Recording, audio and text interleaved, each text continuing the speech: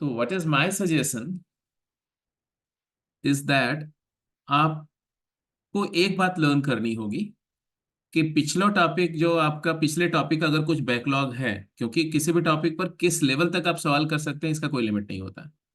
ठीक है। तो प्रिसीडिंग टॉपिक के बैकलॉग को not never you always try to finish it at the cost of the current topic going on. उसको compensate किया था थोड़ा थोड़ा टाइम दे करके। आप लोग क्या हुआ पिछले में ही लगे रहते हैं। मोर ओवर कंटिन्यूटी करते समय आपको पता है कि लिमिट ही इस्तेमाल हो रही है, तो मोर ओवर जब आप कंटिन्यूटी के सवाल कर रहे होंगे तो लिमिट कर ही रहे होंगे।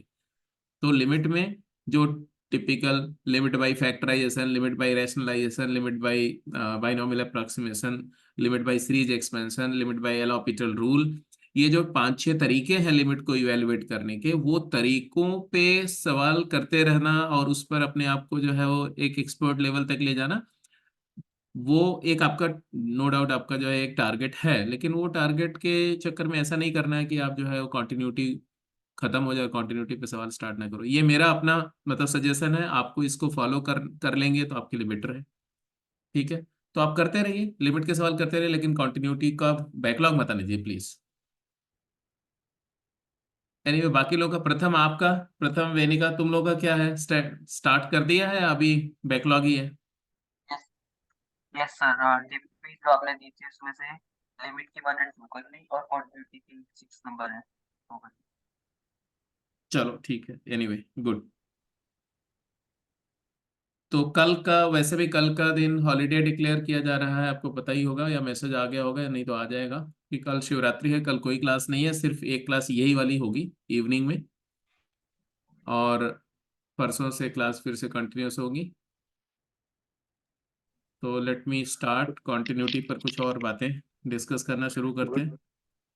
Good evening sir. सभी अभी आपने क्या अनाउंसमेंट की है? कोई अनाउंसमेंट नहीं किया अभी, पहले क्लास कंटिन्यू करते हैं, फिर क्लास के बाद आप अनाउंसमेंट सुन लेना जो भी होगा, ठीक है। Okay sir. हाँ जी चलिए, ये क्वेश्चन है फटाफट, अगर आपने कर लिया हो तो ठीक है, नहीं किया हो तो इसको करिए जल्दी से क्विक। ये डीपीपी की प्रॉब्लम होगी, मुझे लगता है ऐसा।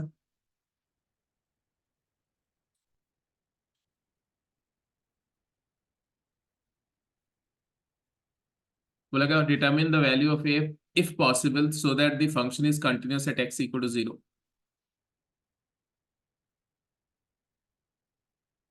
सिंपल सी प्रॉब्लम है, जल्दी से आंसर करो क्विक। और मैं डीपीपी 6 जो है उसकी, उसमें अगर कोई प्रॉब्लम है तो मैं वो लेना चाहूंगा।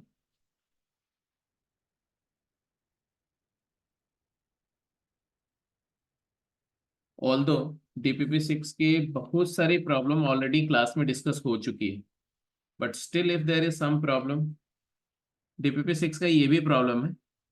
डीपीपी 6 में अगर आपको क्वेश्चन नंबर 9 से लेकर के क्वेश्चन नंबर 11 में अगर किसी भी क्वेश्चन में कोई प्रॉब्लम है तो आप डिस्कस कर लो, नहीं तो फिर हम आगे मूव करेंगे।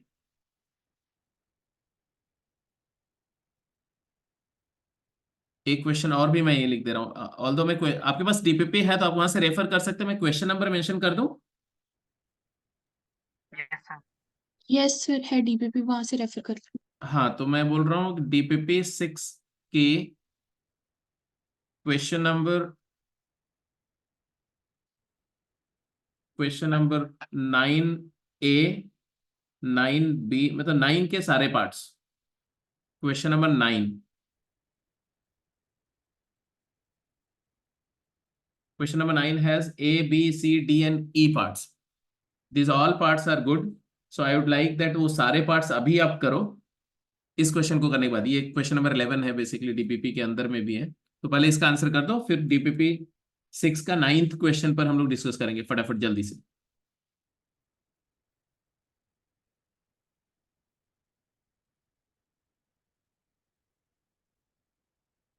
So the value of A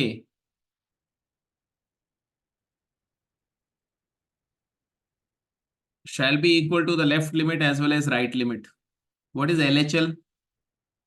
LHL इसका निकाल के बताओ, what is LHL at 0?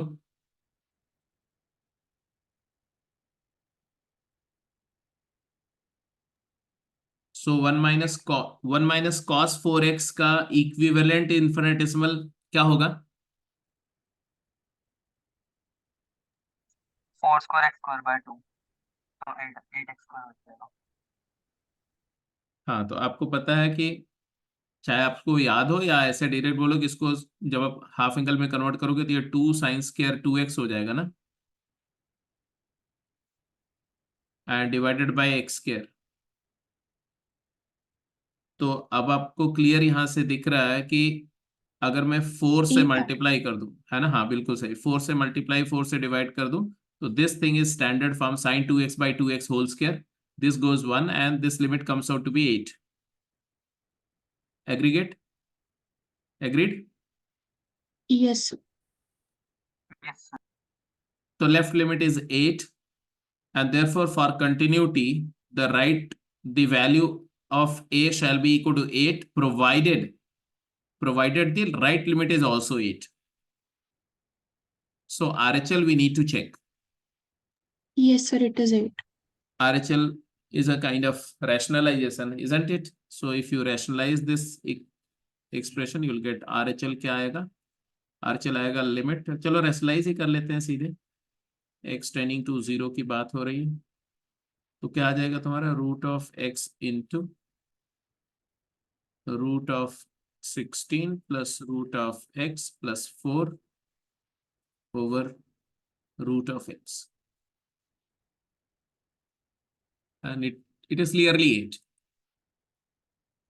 because this goes off and this is 8. So the value of a is 8. For continuity a must be equal to 8. Homework question discuss हो गया था। हाँ, कौन सा बेटा? सर जो आपने लिख के दिया था ब्लैक बोर्ड के ऊपर, मतलब आपने कहा था कि प्लस इन्फिनिटी माइनस इन्फिनिटी, उसका आंसर भी मतलब मुझे याद नहीं आ रहा है, तो अच्छा हाँ हाँ हाँ, आई गॉट इट, 2 क्वेश्चन दिया था है ना, लिमिट का दिया था मतलब उसमें से। एक था। एक क्वेश्चन, हाँ एक क्वेश्चन क्लास में डिस्कस हो गया था, दूसरा क्वेश्चन मैंने बोला था कि उसको कर देना, उसको अभी डिस्कस नहीं हुआ, अभी करेंगे, ओके सर। अभी करेंगे डेफिनेटली। नाइन्थ नाइन्थ क्वेश्चन पे आते हैं, DPP 6 का नाइन्थ क्वेश्चन का ए पार्ट फटाफट वर्कआउट करिए।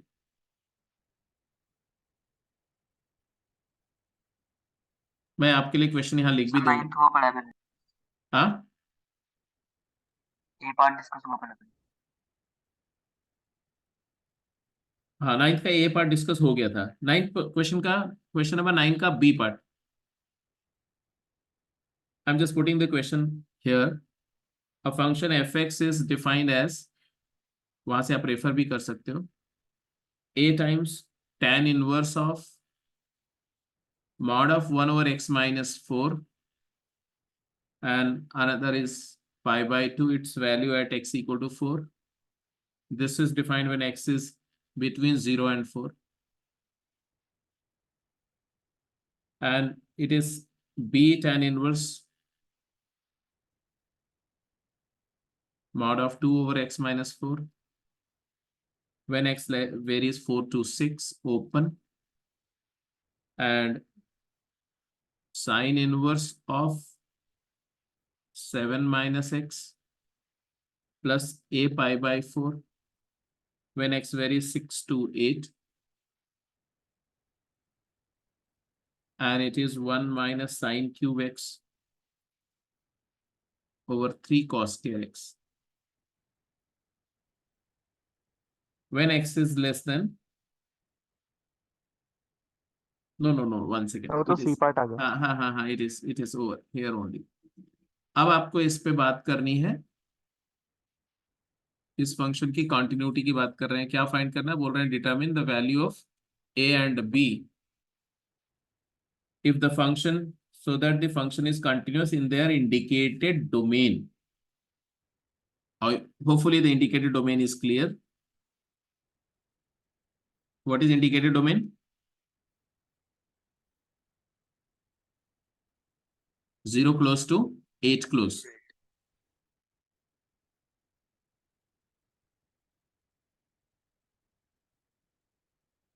Tell me what are the point of continuity, test points क्या है, आपने इतना तो देख लिया होगा।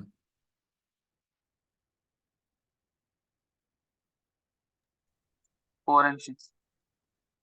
Yeah, between 0 and 4, this fellow, this thing is discontinuous at 4, and tan inverse is always continuous. So 4 एक टेस्ट पॉइंट है, x equal to 4. ऑल्दो 4 पर डेफिनेशन भी चेंज हो रही है, तो जहां जहां डेफिनेशन चेंज हो रही है वहां तो डेफिनेटली टेस्ट करना है आपको. 6 भी टेस्ट पॉइंट है, तो 6 भी टेस्ट पॉइंट है. 8 टेस्ट पॉइंट होगा क्या? 8 कोऑर्डिनेट फंक्शन है तो फिर टेस्ट कर सकते हैं. बिकॉज 8 जो है वो टर्मिनल पॉइंट है, राइट टर्मिनल पॉइंट है, तो 8 पर वैल्यू और 8 पर लेफ्ट लिमिट है, और ये फंक्शन कंटिन्यूअस है ना, ये वाला फंक्शन कंटिन्यूअस है. तो कंटिन्यूअस फंक्शन है और ये डोमेन का टर्मिनल भी है 8, और लेफ्ट में ये फंक्शन का डोमेन एग्जिस्ट करता है. साइन इनवर्स कंटिन्यूअस है, 7 - x कंटिन्यूअस है, तो एक कंटिन्यूअस फंक्शन के लिए 8 टर्मिनल पॉइंट जो है हमारा, वो टेस्ट पॉइंट रखने की जरूरत नहीं है. हम directly by knowledge of the continuous function and algebra बोल सकते हैं कि 8 पर ही कंटिन्यूअस होगा. I hope you agree. Yes sir. Yes sir. ठीक है, तो 6 और 4 पर हमें टेस्ट करना है. 4 पर फटाफट बताइए, 4 पर एलएचएल क्या है? 4 पर वैल्यू क्लियर दिख रही है, 4 पर आरएचएल क्या है?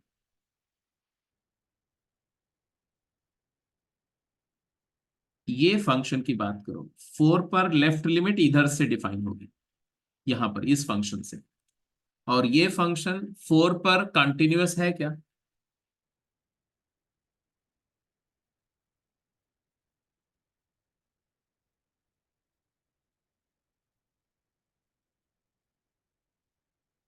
tan इनवर्स ऑफ ओपन 4 की बात करें, 4 पर इसमें डिसकंटिन्यूटी है, इजंट इट? क्योंकि ये वाला 4 पर डिफाइंड नहीं है. बट फॉर्चुनेटली अच्छी बात क्या है कि 4 पर वैल्यू यहां है, तो यहां से मुझे सिर्फ लिमिट लेनी है. तो 4 पर लेफ्ट लिमिट आप वहां से फिगर आउट करके देखो. What is the left limit at 4? Limit h tending to 0, a times tan inverse of mod of 1 over x की जगह लिखेंगे 4 - h, 4 - h -4 का मॉड. और ये क्लियर दिख रहा है कि अगर 4 और -4 अपन कैंसिल करेंगे, ये tan इनवर्स इंफिनिटी है. जब जब इनपुट इंफिनिटी को जाता है तो tan इनवर्स की वैल्यू π/2 को अप्रोच करती है. I hope you agree. तो ये a π/2 होगा इसका limit. If you have any doubt. हाँ हाँ, बोलो बेटा. नेगेटिव. नेगेटिव इन्फिनिटी को जाएगा, बट मॉड भी लगा हुआ है ना. सर क्वेश्चन में मोड ब्रैकेट है. 1 सेकेंड. अच्छा, दोनों जगह ब्रैकेट है. हाँ ठीक है, ब्रैकेट है. ब्रैकेट है तो कोई बात नहीं, तब आंसर आपका डेफिनेटली -π/2 आएगा. ये ब्रैकेट है, चलो यहाँ पर मैं करेक्ट कर देता हूँ क्वेश्चन में, और दूसरे जगह पर भी ब्रैकेट ही है. ओके जी, ये लो. तो ये ऐसा है, तो माइनस इन्फिनिटी होगा. अगर ये नॉर्मल ब्रैकेट है तो माइनस इन्फिनिटी है, तो ये -a π/2 आ गया. और F4 क्या है? π/2 है. तो यहां से a की वैल्यू क्या आ गई? For left continuity the value of a becomes -1. -1. And go for the right continuity. F4 positive क्या है बताओ? F4 positive b π/2. हाँ, F4 पॉजिटिव जो आप कैलकुलेट करेंगे तो आएगा लिमिट h टेंडिंग टू 0 और b times tan inverse of 2 over 4 + h करेंगे तो h आ जाएगा, और ये आ जाएगा b π/2. और b π/2 के इक्वल होना चाहिए, तो b की वैल्यू क्या आ गई? 1. ठीक है जी, यहां तक बात समझ में आ रही है. Yes sir. Yes sir. अब आ जाते हैं 6 पर. 6 पर मुझे टेस्ट करना है. 6 पर आरएचएल क्या है और एलएचएल क्या है? F6 नेगेटिव क्या है? F6 नेगेटिव यहां से डिफाइंड होगा, डायरेक्ट बता सकते हैं. 6 पर ये फंक्शन डिफाइंड है, और ये फंक्शन 6 पे कंटिन्यूअस भी है, तो लिमिट और वैल्यू सेम होगी. तो एग्जैक्टली यहां पर 6 पुट करो तो क्या रहा? b times π/4. π/4. Very correct. और 6 पर वैल्यू कहां से आएगी? 6 पर वैल्यू और लिमिट यहां से आएगी, यहां से, ये अगले वाले फंक्शन से, क्योंकि इक्वालिटी ध्यान से देखो यहां से. और वैल्यू और लिमिट सेम आएगी कि डिफरेंट आएगी, ये मेरा टेक है, बताओ। सेम है। सेम आएगी क्योंकि फंक्शन हमारा क्या है, 6 पर कॉन्टिन्यूअस फंक्शन है, कंटिन्यूअस है। 6 के राइट साइड में, तो डोमेन के अंदर ही है ना। तो ऑब्वियस सी बात है कि हम F6 और F6 प्लस दोनों सेम ही आएगा। क्या आएगा, साइन इनवर्स, केवल वैल्यू निकाल लेते हैं, sine inverse of 1 plus a π/4। Sine inverse 1 कितना होता है, π/2, ठीक है ना, यस सर। Plus a π/4। और ये किसके इक्वल हो गया, a कितना हमने कैलकुलेट किया हुआ, -1। -1, तो हम -π/4 लिख दें यहाँ पर, यस सर, वो सेटिस्फाई हो गया। विच इज इक्वल टू π/4, और b हमारा क्या है, 1 है, तो ये भी हमारा π/4 है, तो ये भी π/4 और ये भी π/4 हो रहा है सेटिस्फाई। Yes sir. तो हमने क्या फिगर आउट किया, if the value of a turn out to be -1 and b comes out to be 1, in that case there will be a continuity at x equal to 4, and in turn that values will also ensure the continuity at x equal to 6, therefore the function is continuous in the closed interval 6 0 to 8 in the indicated domain। आगे चलिए, इसका C part और D part बता दो फटाफट जल्दी से। सी छोड़ दो, सी सिंपल है यार, हो जाएगा, मैं सी पर क्यों ज्यादा करूं, डी पार्ट करो, डी।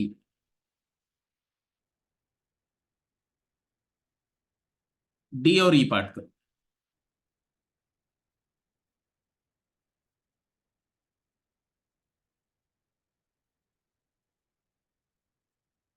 डी पार्ट दिया हुआ है, फंक्शन अपना ऐसा है, आप फटाफट वर्कआउट करके मुझे बताओ। फंक्शन डिफाइंड है 1 plus magnitude of sine of x whole raise to the power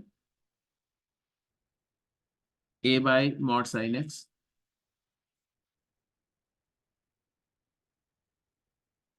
and it is b, and it is e raised to the power tan of 2x upon tan 3x। ये पहली definition है, when x varies -π/6 to 0 at x equal to 0 the value is b, and 0 to π/6 the function is defined like this। I hope you have to find out the value of a and b so that the function is continuous in the indicated domain open interval -π/6 to π/6। Here the indicated domain is -π/6 to π/6 open।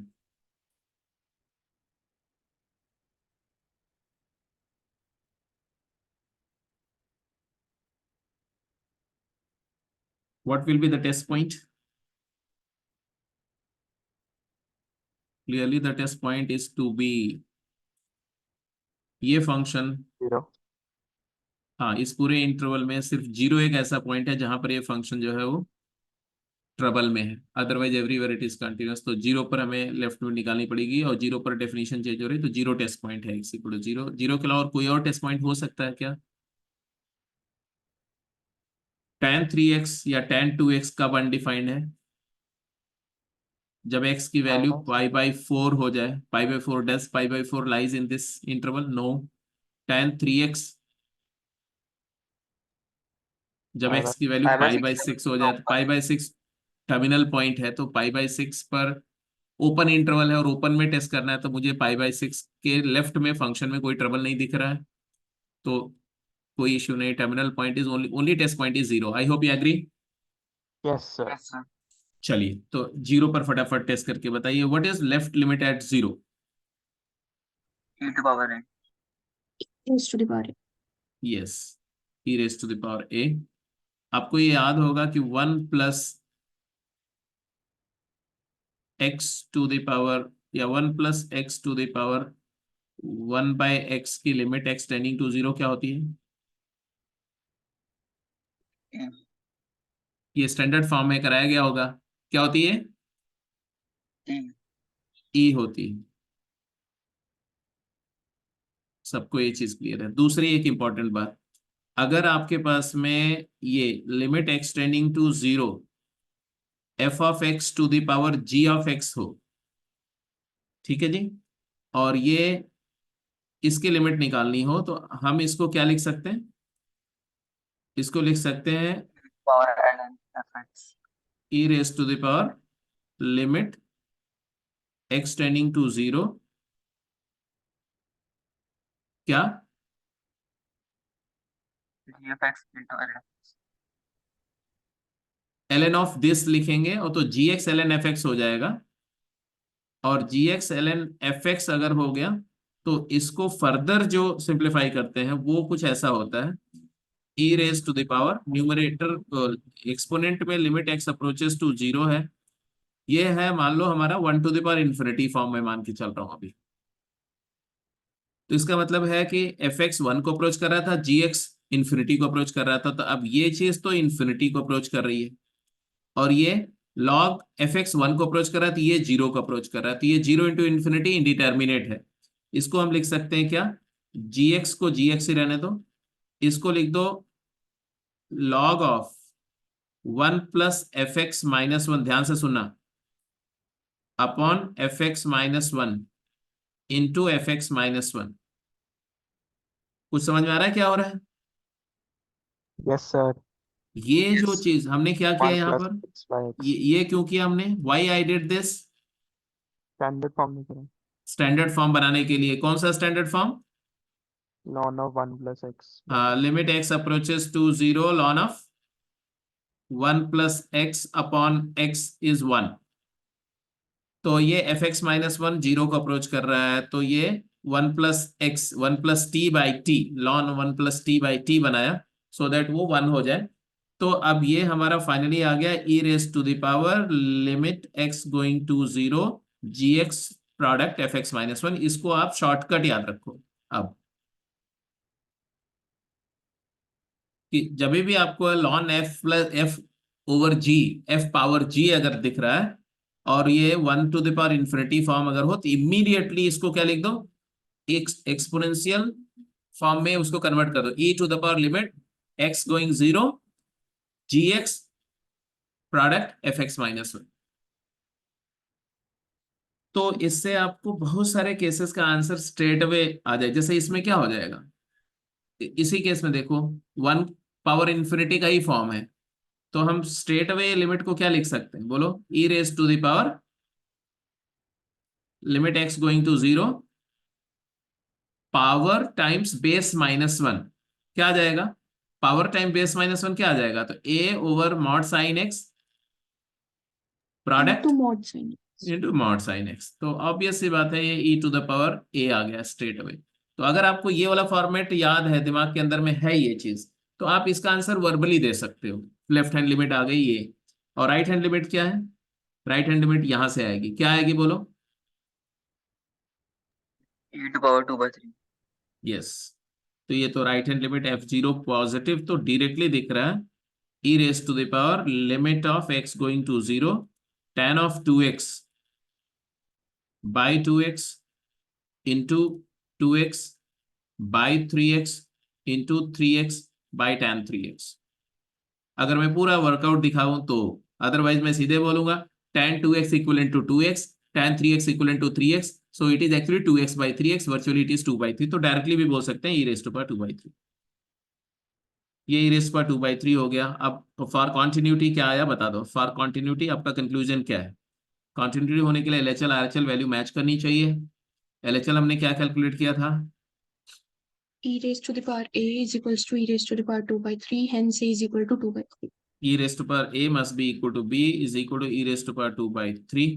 तो यहाँ से आपका directly आ गया कि a की value क्या होनी चाहिए? 2/3, और b की वैल्यू क्या होगी वो तो दिया ही हुआ है, e raise to power 2/3। Agreed? Clear? कोई दिक्कत तो नहीं इसमें? No sir. एग्जैक्टली इसी तरह से आपका डी पार्ट है। आई थिंक डी पार्ट अब हो जाएगा। Yes, sir. तो चलते हैं नेक्स्ट क्वेश्चन पे। एक क्वेश्चन है, फटाफट जल्दी आंसर करो, quick.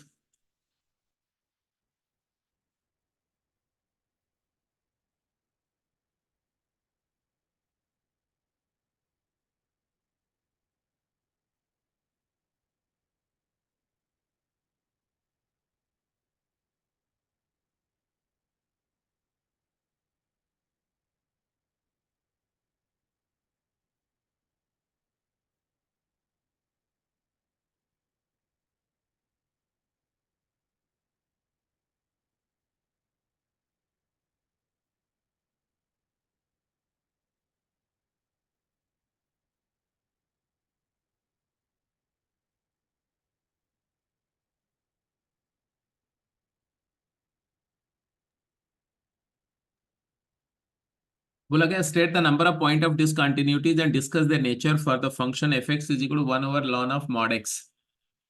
1 3 3 ln of mod x का इस फंक्शन का क्रिटिकल पॉइंट क्या है, कहाँ कहाँ पर हमें टेस्ट करना है, what are the test points? -1 0 and 1 yes sir yes, 0 1 -1 -1 0 and 1. What is the domain? Domain is all real number except -1 0 and 1. Agreed ना? यस सर तो ये जो 3 टेस्ट पॉइंट है बेसिकली वो डोमेन के पॉइंट्स नहीं है, मानते हैं इस बात को? Yes sir Except these 3 points, else on the entire number line this function is continuous. Agreed? Yes sir तो इस Yes. पॉइंट ये पॉइंट पर फंक्शन डिसकंटिन्यूअस है कि कंटिन्यूअस है, इसमें तो कोई डाउट नहीं, बिना टेस्ट किए बता सकते हैं।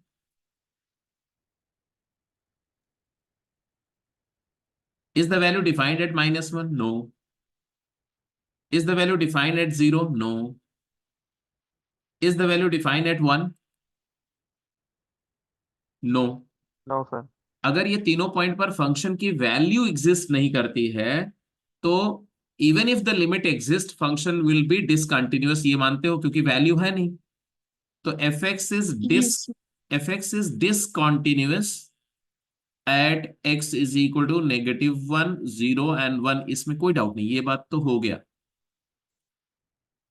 रीजन आप बोलेंगे since f of -1, f of 0 and f of 1 not defined, therefore ये कंक्लूजन तो हमने ले लिया। तो state the number of point of discontinuity, तो अपने क्या बोला, therefore number of point of discontinuity क्या आया? 3 3 आ गया। अब इन्होंने आगे बोला discuss the nature for the function, means nature of their discontinuity. तो वो अब एक इंपॉर्टेंट पॉइंट, नेचर मतलब क्या है? अगर वैल्यू डिफाइंड नहीं है, अगर वैल्यू डिफाइंड नहीं है तो क्या क्या हो सकता है मुझे बताओ। infinite टाइप हो सकते हैं, मिसिंग पॉइंट हो सकते हैं। हाँ, इन्फिनिट टाइप हो सकती है एक, दूसरा रिमूवेबल डिसकंटिन्यूटी भी हो सकती है, हो सकता है आइसोलेटेड पॉइंट हो जाए, और हो सकता है मिसिंग हो पॉइंट हो सकता है मिसिंग पॉइंट तो आइसोलेटेड पॉइंट तो नहीं होगा, I am very sorry, missing point हो सकती है। मिसिंग पॉइंट होने के लिए क्या कंडीशन है? मिसिंग पॉइंट होने के लिए मुझे लिमिट एग्जिस्ट करनी चाहिए। तो अब आप देख लो कि कौन कौन से पॉइंट पर लिमिट एग्जिस्ट करेगी। 1 और -1 पर तो मुझे लग रहा है दिख रहा है आपको।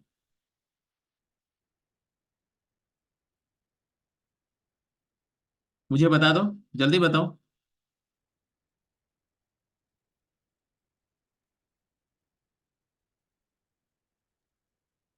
1 और -1 पे नहीं करेगी, 0 पे करेगी।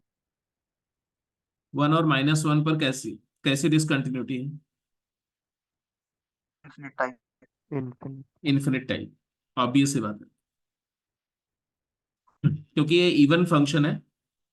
अब मैं आर्ग्यूमेंट कैसे दे रहा हूं, इवन फंक्शन है तो मैं दोनों जगह टेस्ट नहीं करूंगा। सो x इक्वल टू 1 पे बात करते हैं। f ऑफ 1 पॉजिटिव क्या हो जाएगा? 1 पॉजिटिव और f ऑफ 1 नेगेटिव। अगर x की वैल्यू 1 से बड़ी है, 1 प्लस h है,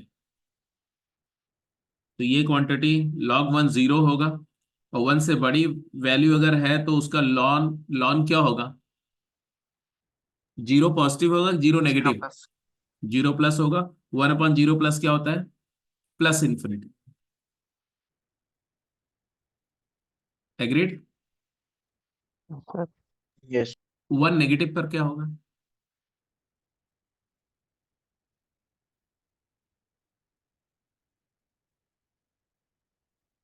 वन नेगेटिव पे क्या होगा जल्दी बताओ। 0 माइनस हो जाएगा और नेगेटिव। ये चीज 0 को अप्रोच तो करेगी लेकिन नेगेटिव साइड से अप्रोच करेगी। यस सर नेगेटिव साइड से अप्रोच करेगी, 1/0 नेगेटिव क्या हो जाएगा? 1/0 नेगेटिव माइनस इन्फिनिटी। ऊपर वाला 1/0 पॉजिटिव प्लस इन्फिनिटी। बोलो हाँ या ना। Yes yes sir. अगर इसको इलेबोरेट करना होगा तो आप समझ ही रहे होगे क्या करना पड़ेगा। ऐसे लिखना पड़ेगा, लिमिट h गोइंग टू 0। मैंने मान लो राइट लिमिट लिखा लिखा रही, मैं ऐसे लिखू 1/ln of mod of 1+h। 1+h है तो मॉड भी हट जाएगा, सिंपल 1+h ही रहेगा। ln 1+h, तो ये जो that is equal to, answer आ जाएगा प्लस इन्फिनिटी। दूसरे केस में लिमिट h टेंडिंग टू 0, यहाँ पर आएगा 1/ln ऑफ 1 - h।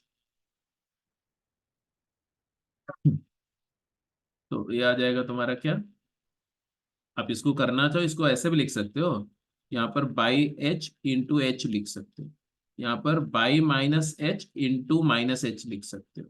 अब आपको क्लियर दिख रहा होगा कि ये माइनस इन्फिनिटी होगा। ये है कि जब आप इलेबोरेट करना होगा तो ऐसे करेंगे। इसको ग्राफिकली भी मैं देख सकता हूँ, लॉन मॉड एक्स का ग्राफ बना सकते हो, लॉन ऑफ मॉड एक्स।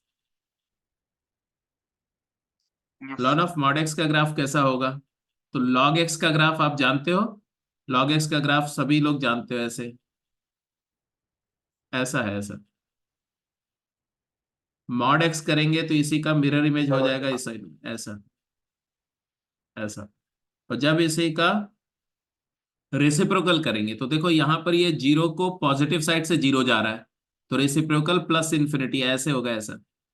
और जब ये इन्फिनिटी होगा तो रेसिप्रोकल जीरो हो जाएगा ऐसा। इधर ये नेगेटिव से जीरो जा रहा है ऐसे, तो जीरो नेगेटिव, इसकी इसको जीरो पॉजिटिव वैल्यू बोलते हैं, और ये जीरो को अप्रोच करती वैल्यू है, बट जीरो नेगेटिव है, तो जीरो नेगेटिव का रेसिप्रोकल माइनस इन्फिनिटी। इधर माइनस इन्फिनिटी जा रहा है तो जीरो, तो यहां पर वैल्यू ऐसे हो गया ऐसे, ये ग्राफ ऐसा होगा ऐसा। समझ रहे हो आप मेरी बात को, yes sir. Because even function है तो इधर का ग्राफ बिल्कुल ऐसा आएगा ऐसा, ऐसे जाएगा ऐसा। और इधर में जीरो, इधर ये जीरो पॉजिटिव है, इधर जीरो नेगेटिव है, तो ये जीरो नेगेटिव का माइनस इन्फिनिटी, जीरो पॉइंट से प्लस इन्फिनिटी, और इधर में ग्राफ ऐसे। ये जो ग्राफ मैंने ड्रॉ किया है ये किसका ग्राफ है, ये 1/ln मॉड एक्स का ग्राफ है। इसमें क्लियर कट दिख रहा है कि कौन से पॉइंट पर कैसी डिसकंटिन्यूटी है, दिख रही है आपको कि नहीं। Yes sir. Yes sir. Zero पर कैसी डिसकंटिन्यूटी है, मिसिंग पॉइंट। हाँ तो x इक्वल टू 0 पर मिसिंग पॉइंट है, और x इक्वल टू -1 एंड +1 पर ऑब्वियसली इनफाइनाइट टाइप है। जीरो पर लेफ्ट लिमिट राइट लिमिट दोनों सेम होगी, जीरो पर लिमिट क्या होगी तो ऑब्वियसली जीरो होगी, तो आप f0+ ऐसे निकाल के भी बता सकते थे, ग्राफ से भी दिख रहा है, एनालिसिस से भी दिख रहा है, और वैसे भी सोच करके भी। ठीक है, क्लियर है, किसी को कोई डाउट तो नहीं इस पूरे प्रोसेस में। एक क्वेश्चन की बात करते हैं, लास्ट क्लास में जो एक क्वेश्चन दिया था उस क्वेश्चन को मैं फिर से लिख दे रहा हूं, किसने किसने ट्राई कर लिया था इसको। क्वेश्चन था limit x going to plus infinity and this was root of x² - 2x - 1 minus root of x² - 7x - 3। और फिर मैंने बोला था कि what if x approaches to minus infinity. तो पहले का प्लस हाफ और नीचे वाले का माइनस हाफ।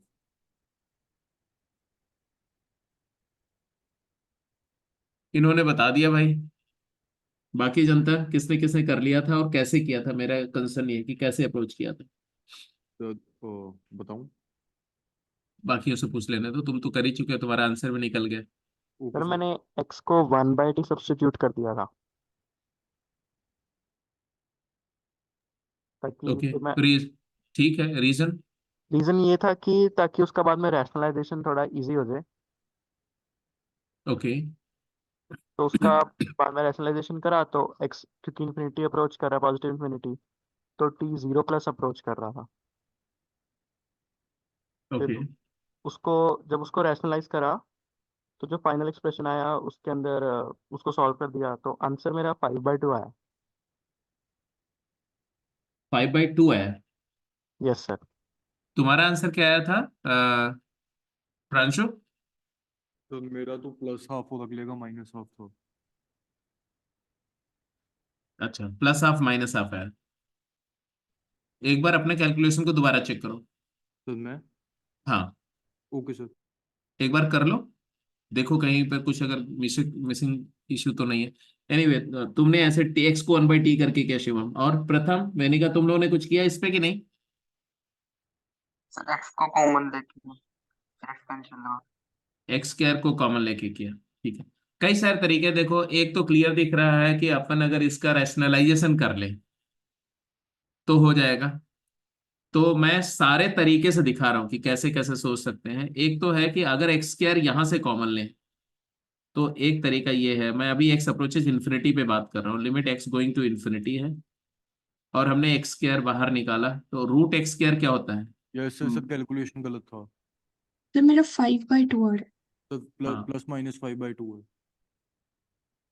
चलो, अच्छी बात है। अब तुम्हारा अब यही प्रॉब्लम है तुम्हारे साथ में कि ओवर कॉन्फिडेंस में रहते हो, आप कैलकुलेशन वगैरह चेक नहीं करते हो। निकाल लिया तो एक बार आदत डालो कि रीचेक करने का। Okay sir. एक्स क्या लिया, मॉड एक्स आया, तो देखो क्या आया, यहाँ पर आ गया तुम्हारा 1 - 2/x -1/x square to the power half, minus यहाँ से भी एक्स स्क्वायर गया था, तो आया क्या, 1 - 7/x -3/x square to the power half. समझ में आ रहा है सबको यहाँ तक? Yes sir. अब दो बातें हैं। अब यहाँ पर बेस्ट है कि आप बाइनोमियल अप्रोक्सीमेशन कर दो। क्यों? Because this thing is tending to 0, है ना? यस इसको सर। एच एच मान लो, और ये वाली क्वांटिटी भी पूरी एच है, एच नॉट है मान लो। तो एच और एच नॉट दोनों 0 को जा रहे हैं। अब आपको पता है कि 1 + h⁴ tends to what? 1 + NH 1 + nh if h approaches to 0, if h 0। is very very small as compared to 1, तो 1 + nh हो जाएगा। तो मैं इसी अप्रोक्सीमेशन को इधर यूज कर रहा हूं क्योंकि ये 0 को अप्रोच कर रहा है अनडाउटेडली। तो हमने यहां से ये हमारा फॉर्म जो है वो क्या आ रहा है बताओ? ये फॉर्म आ रहा है, बताओ। Limit x going to infinity, mod x को मॉड x ही रखने दोगे। इधर क्या आया, ये हाफ इसमें मल्टीप्लाई हो जाएगा ना, तो 1 minus - 1/2। Half times 2/x + 1/x square. और इधर में ये तो इधर आ गया ऐसे,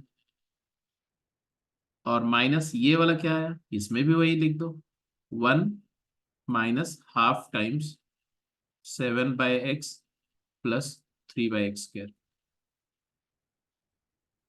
क्लियर है यहां तक? अब जरा देखो यस इसमें क्या क्या कैंसिल हो रहा है, क्या सिंप्लीफायर है, वो देखो, बताओ।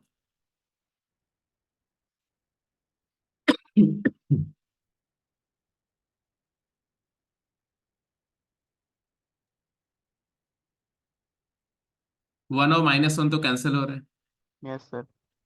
उसके बाद क्या टर्म बन रहा है इसको, और एक स्टेप में सिंप्लीफाई करो, limit x going to infinity क्या आ रहा है बताओ? मॉड एक्स को अभी मॉड एक्स ही रन दे रहा हूं मैं। इधर बोलो, हाँ बोलो। 1 से -1 कैंसिल हो गया, तो दिस गोज विद दिस। ये -1/x है, और इधर क्या है, +7/2, 7/2। है ना? तो 7/2 minus 7/2 -1 times 1/, and next one 3/2 -1/2 1/x²। बोलो एग्रीड और नॉट? यस मॉड एक्स है। अब यहाँ इसके बाद आप दोनों पार्ट का आंसर डायरेक्टली कर सकते हो। क्या? अगर x अप्रोचेज इन्फिनिटी और -इन्फिनिटी की बात करो, अगर x -इन्फिनिटी को अप्रोच करेगा तब क्या होगा, और x इन्फिनिटी को अप्रोच करेगा तब क्या होगा? तो under the first condition mod x क्या हो जाएगा? मॉड x x रहेगा, इस केस में x रहेगा, और सेकेंड कंडीशन में ये हो जाएगा -x। -x। अब इसके बाद बात क्लियर है कि जब x मल्टीप्लाई होगा इस पूरे में, तो ये वाला तो x मल्टीप्लाई हो करके डिनोमिनेटर में एक x रहेगा, x गोइंग टू इन्फिनिटी है तो ये 0 हो जाएगा। तो आंसर आएगा क्या, 5/2। तो when x is tending to infinity the answer will be 5/2, और when x is approaching to minus infinity then minus x will multiply, the answer will be -5/2। सभी लोगों को समझ में आ रही बात, कोई डाउट इसमें? No sir. तो यहां पर जो इंपॉर्टेंट बात थी वो थी root x square is mod x, ये बात को याद रखना, और इसमें कुछ नहीं। अगर आप इसको भूल जाएंगे, root x square mod x वाली बात भूल जाएंगे, तो दोनों केस का आंसर आप प्लस करेंगे। और इसका जब ग्राफिंग करेंगे तो इसके ग्राफ करने में ये बात का बहुत इंपॉर्टेंस है कि प्लस इन्फिनिटी पर वो कहाँ कन्वर्ज करेगा और माइनस इन्फिनिटी पर वो कहाँ कन्वर्ज करेगा, ये अलग अलग नंबर पे कन्वर्ज करेगा, नहीं तो उसका ग्राफ गलत बन जाएगा, दोनों साइड में 5/2 पर लेके जाएंगे आप। तो hopefully it is okay now, there is no issue in it. एक और ऐसा क्वेश्चन लेंगे अभी, एक दो तीन क्वेश्चन और लिमिट पे लेंगे, लेकिन पहले थोड़ा सा और आगे चलते हैं हम लोग जनरल अपने कॉन्टिन्यूटी पर। क्वेश्चन पढ़िए। The question says a function is defined as limit n going to infinity of that expression, discuss the continuity of this function at x equal to 1। ऐसे दूसरा पार्ट है कि a function is defined so for x greater than 0 x is not equal to 1, this is also given, and if f1 is 0 discuss the continuity at x equal to 1।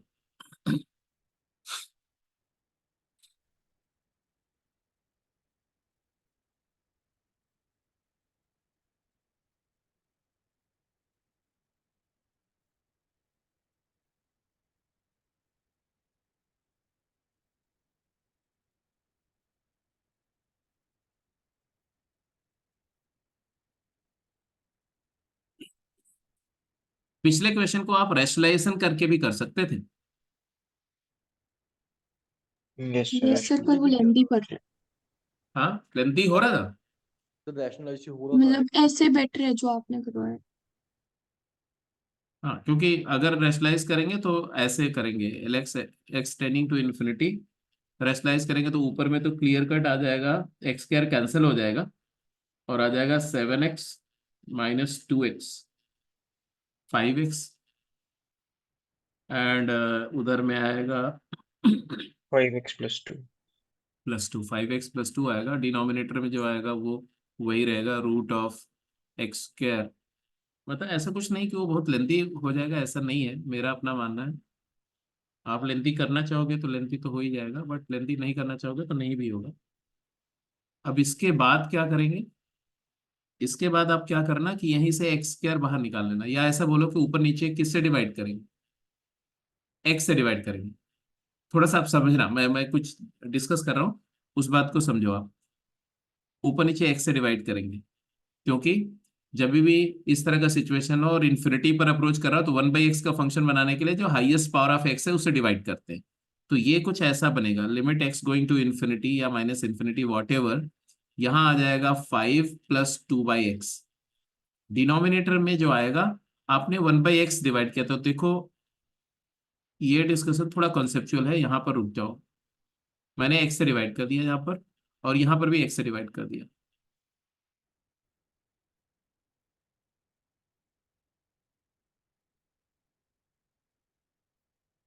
I hope you agree, यहां तक clear है।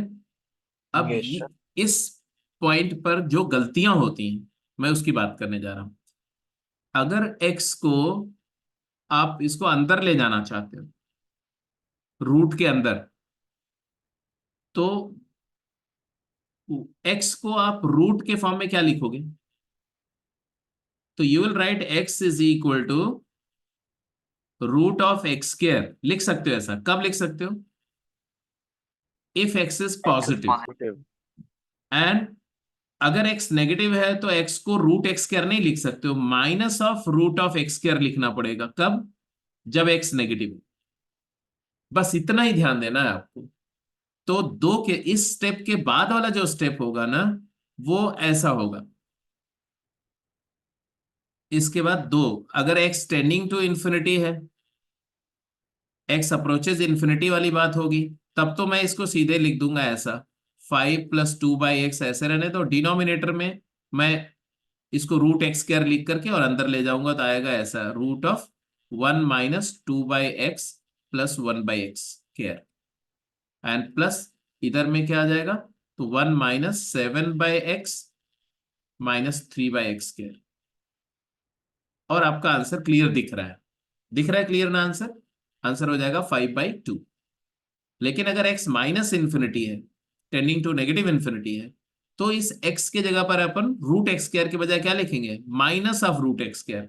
तब उसकी वजह से क्या change आएगा, numerator वैसे ही रहेगा, 5/2/x रहने दो। डिनोमिनेटर में क्या आएगा, रूट ऑफ, क्या होगा बोलो, x के जगह पर ये लिख दिया आपने, तो माइनस साइन बाहर आ जाएगा, दोनों जगह पे माइनस साइन बाहर आ जाएगा, तो माइनस इधर आ जाएगा, और वहां पर फिर वही बात आएगी, 1 - 2/x + 1/x²। और प्लस दूसरे में क्या आ जाएगा, 1 - 7/x - 3/x²। अब आपका आंसर क्या आएगा, आप खुद देख लो। तो ये because of this negative sign answer क्या आ जाएगा, -5/2। तो this thing is very important. और रेसलाइजेशन में भी उतना ही टाइम लगेगा जितना कि आपने वैसे किया, तो आप रेसलाइज करके भी कर सकते हो, थोड़ा स्पेस ज्यादा लग जाता है रेसलाइजेशन में, इसलिए मैं प्रेफर करता हूँ कि बाइनोमियल अप्रोक्सीमेशन कर दो। 7th क्वेश्चन की बात करते हैं।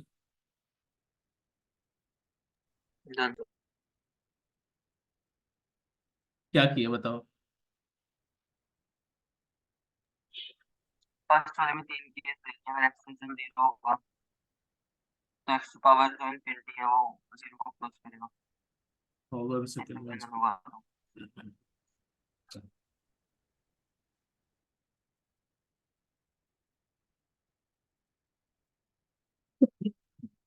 सबसे पहले आपको क्या देखना चाहिए, इस पूरे एक्सप्रेशन में, in this whole expression, which thing is actually critically defining or determining the expression's value।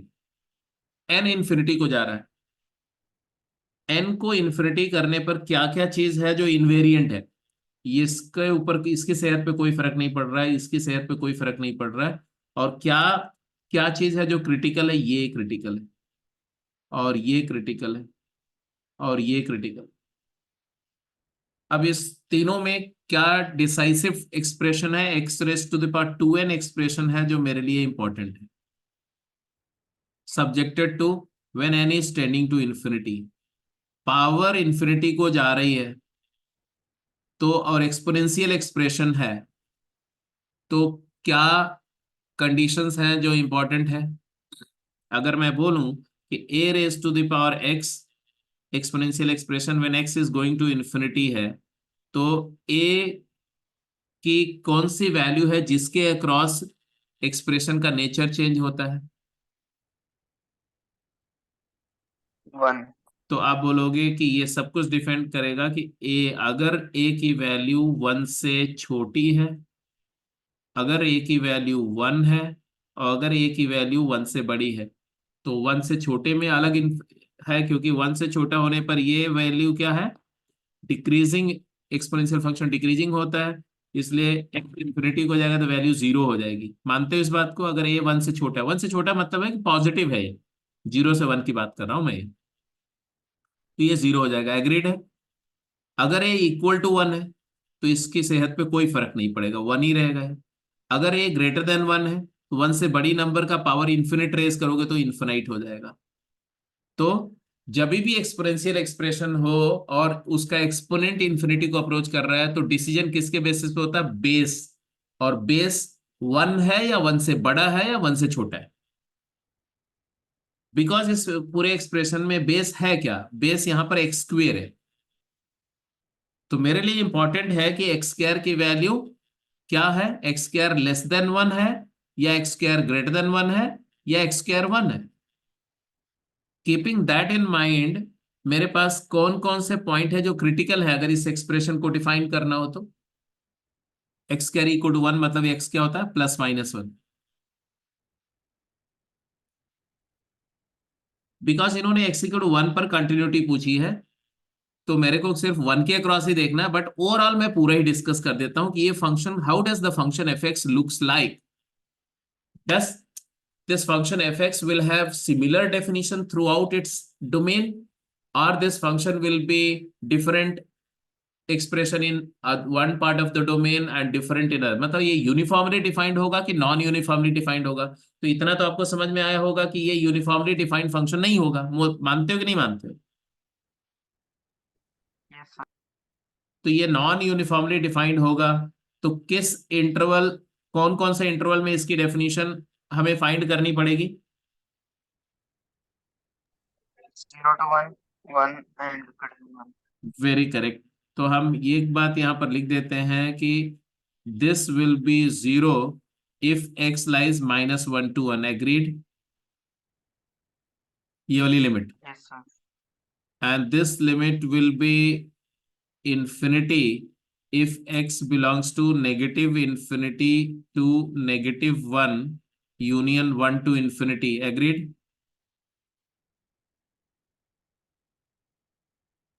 अरे ये लिमिट की बात कर रहे हैं। और अगर x की वैल्यू +1 या -1 है तो ये लिमिट क्या आएगी? 1 आएगी। सभी बच्चों को यहां तक बात बिल्कुल क्लियर है? इसमें कोई doubt? No sir. No, sir. Okay जी। अब हम क्या करने जा रहे हैं देखो, पहले तो हम इसकी -1 से 1, अब इस फंक्शन को डिफाइन कर रहे हैं। fx फंक्शन मेरा ऐसा दिखेगा, fx इज इक्वल टू, पहली कंडीशन है -1 less than x less than 1। इस पूरे इंटरवल में क्या हुआ? इस पूरे इंटरवल में हुआ कि ये पूरा चीज 0 को अप्रोच कर गया, ये भी 0 को अप्रोच कर गया, ये भी 0 को अप्रोच कर गया। तो डिनोमिनेटर 1 हो गया और न्यूमरेटर क्या हुआ? cos pi x। और ये भाई साहब ये 0 हो गया तो पूरा 0 हो गया, तो फाइनल आ गया cos पाई x। मैं यहां लिख दूं cos pi x, cosine of pi times x। ये फंक्शन हो गया तुम्हारा fx। अब आते हैं फर्दर। अगर x की वैल्यू -∞ से -1 है, -∞ टू -1, इस पूरे इंटरवल में आपका क्या ख्याल है? x⁴2n approaches to infinity. जब एक्सप्रेशन तुम्हारा इन्फिनिटी बाई इन्फिनिटी टाइप का फॉर्म जा रहा है x को 1 से डिवाइड करते हैं। तो हाईएस्ट पावर टर्म से डिवाइड कर दो, तो x की पावर 2n से पूरे को डिवाइड करो, तो ये लिमिट को अपन ऐसे लिखेंगे, limit n over n raise to infinity, n goes to infinity. हमने x की पावर 2n से डिवाइड किया ऊपर नीचे 2n न्यूमरेटर। + 1 से नहीं करेंगे? नहीं, मैं 2n से ही करूंगा। 2n + 1 से कर दो, कोई दिक्कत नहीं, मैं 2n से कर लो ना, क्या प्रॉब्लम? Okay sir. तो आ गया तुम्हारा cosine of pi x over x⁴2n, minus इधर क्या है, साइन ऑफ x-1। डिनोमिनेटर में क्या है, 1 over x⁴2n plus x² -1। Sir x minus 1, हाँ क्या हुआ? x minus 1। ये 2n + 1 था क्या? Yes sir. अच्छा, 2n + 1 था तो x-1। लो जी, x-1। अब क्या है जी, this thing is going to finite number by infinity 0, this is going to 0, so it is sin of x-1 upon x-1 with negative sign। can I write like this? Yes यहाँ पर एक गलती होती है, वो आपसे नहीं होनी चाहिए। क्या?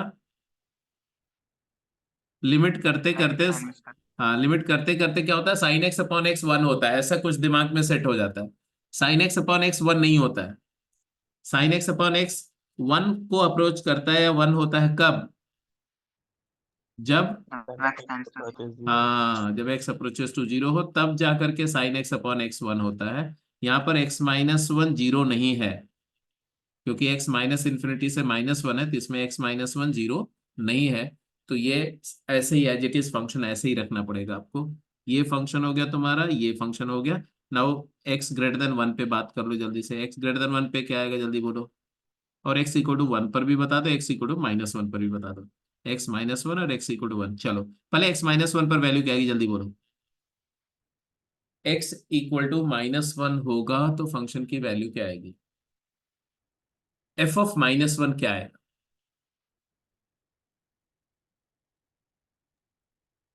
जस्ट -1 पुट कर दो x को, x -1 पुट करो तो क्या आएगा? cos pi, cos minus pi is cos pi, ये तो 1 हो गया। यहां पर साइन -2 तो माइनस बार के plus, plus sign 2, agreed? Yes sir. तो मैं यहां लिख रहा हूं -1 प्लस साइन ऑफ 2 रेडियन, और डिनोमिनेटर में क्या है? x को मैंने -1 पुट किया तो ये 1 हो गया, 1 -1 0, और इधर -1, तो माइनस से मल्टीप्लाई करके 1 माइनस साइन 2 लिख दूं क्या? Yes sir. ये 1 माइनस साइन 2 लिख देता हूं इसको, फाइनल वैल्यू। ऐसे ही x इक्वल टू 1 पर बता दो क्या होगा, x इक्वल टू 1 पर जल्दी बोलो।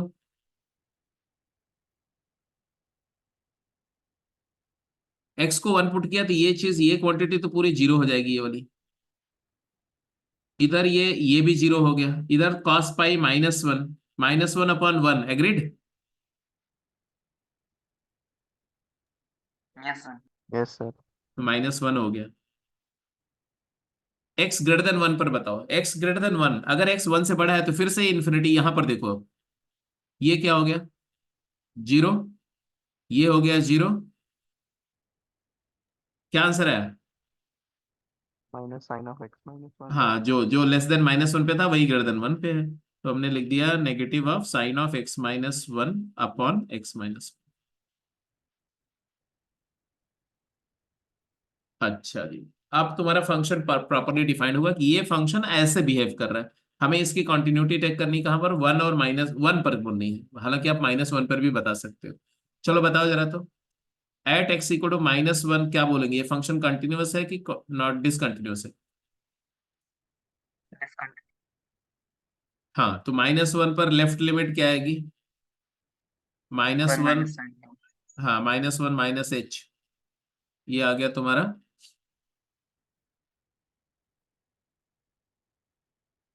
x को -1 पुट करोगे तो ये, हाँ क्या बताया कितना? लेफ्ट x इक्वल टू -1 पे वैल्यू निकाली हुई है। -1 पे वैल्यू निकाली ना, -1 पर लेफ्ट लिमिट मैं पूछ रहा हूँ।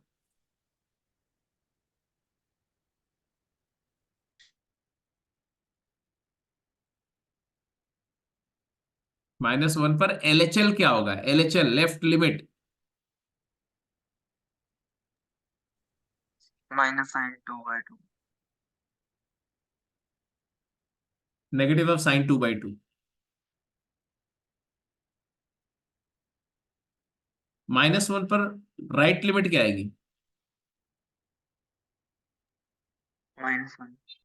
cos pi -1, f of -1 plus जो है वो -1 आएगा।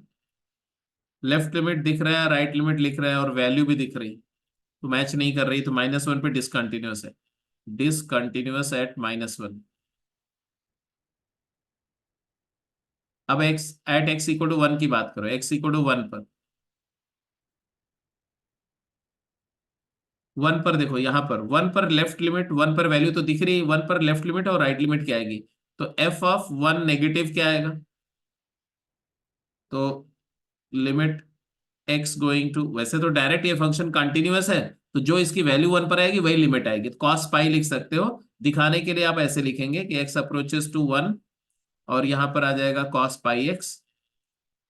cos पाई की जगह लिखो cos पाई टाइम्स 1 माइनस h लिख देना, और h टेंडिंग टू 0 लिख देना, और फिर आंसर लिख देना। तो वो भी एक तरीका है शो करने के लिए, कैसे आपको लिखेंगे, लिखने का तरीका ये है। तो pi minus pi h, cos pi minus eta, तो आ जाएगा माइनस कॉस पाई एच, तो -1 आ जाएगा। वैल्यू भी वही है, और राइट लिमिट 1 पर क्या रहे? एफ ऑफ 1 पॉजिटिव क्या रहा है? -1। साइन एच अपॉन एच, तो -1 वो भी आ रहा है, तो इसका, इससे ये बात कंफर्म हो गई कि जो राइट लिमिट है वही लेफ्ट लिमिट है और वही वैल्यू है, तो ये कंटिन्यूअस एट 1। तो x इक्वल 1 पर फंक्शन कंटिन्यूअस है, x इक्वल -1 पर ये फंक्शन डिसकंटिन्यूअस है। पूरे नंबर लाइन पर, पूरे रियल नंबर लाइन पर ये फंक्शन सिर्फ एक पॉइंट पर डिसकंटिन्यूअस है, else everywhere it is a continuous function. Agreed? Yes sir. तो जब भी इस तरह का फंक्शन होगा तो पहले आप फंक्शन को डिफाइन करो और उसके बाद कंटिन्यूटी टेस्ट करो, डायरेक्टली नहीं कि उसी में वैल्यू, उसी लिमिट में ही 1 + 1 - और 1 पुट करके कंटिन्यूटी टेस्ट करो, वो करना नहीं चाहिए। अगले पार्ट, बी पार्ट की बात करो।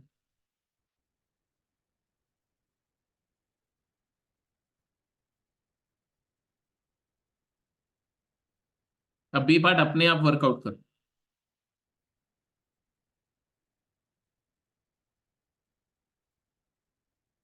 ए पार्ट में किसी भी बच्चे को किसी भी पार्ट पर कोई कंफ्यूजन है तो you are free to just put your doubts.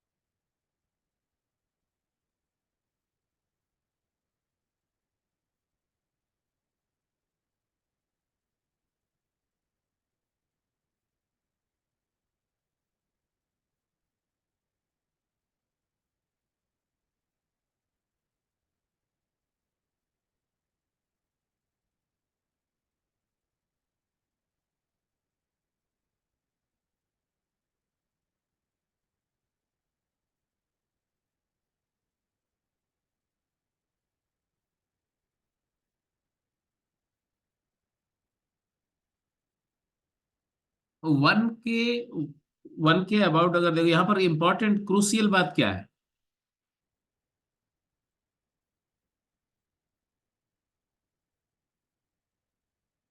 x⁴n, अगर x 1 से बड़ा है तो इन्फिनिटी, अगर x 1 है तो 1, अगर x 1 से छोटा है तो 0।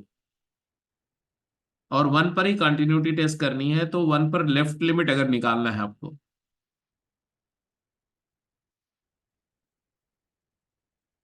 1 पर लेफ्ट लिमिट निकालना है तो क्या करेंगे बताओ? मतलब एफ एक्स फंक्शन x <1 पर क्या आएगा, जल्दी बोलो। 0 x <1 के लिए वन फंक्शन क्या आएगा? ये चीज 0 का अप्रोच कर रही है, ये भी 0 का अप्रोच कर रहा है, ये भी 0 का अप्रोच कर रहा है, ये भी 0 का अप्रोच कर रहा है, क्या करें? x⁴n से डिवाइड ही करेंगे ना। Yes sir. तो x⁴n से डिवाइड करेंगे तो ये तुम्हारा expression limit n approaches to infinity, ये आ जाएगा 1 - sine of x⁴n upon x⁴n over 1 + sine of x⁴n upon x⁴n, ऐसा होगा। ये quantity sine theta upon theta, theta approaching 0 है, क्योंकि अपन x बिलोंग्स टू 0 to 1 में बात कर रहे हैं, तो ये चीज 0 को अप्रोच कर रही है। तो ये 1 है, ये 1 है, न्यूमरेटर 0 हो गया, 0 को अप्रोच कर रहा है, डिनोमिनेटर 2 को अप्रोच कर रहा है, तो ये लिमिट क्या हो जाएगी, एफ एक्स क्या हो जाएगा? बोलो, एफ एक्स क्या हो जाएगा? 0।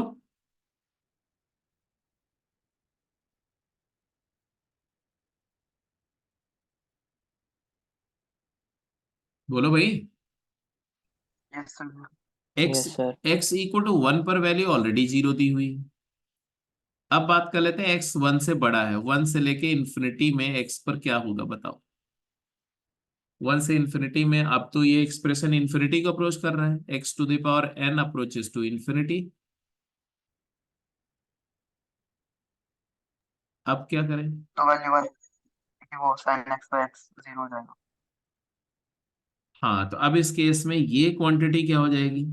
फाइनाइट बाय इंफिनिटी 0, ये भी फाइनाइट बाय इंफिनिटी 0। तो न्यूमरेटर 1 को अप्रोच कर रहा है, डिनोमिनेटर भी 1 को अप्रोच कर रहा है, तो ये क्या हो जाएगा? 1 हो जाएगा। एग्रीड और नॉट? Yes sir. तो फाइनली आपका क्या टेक है?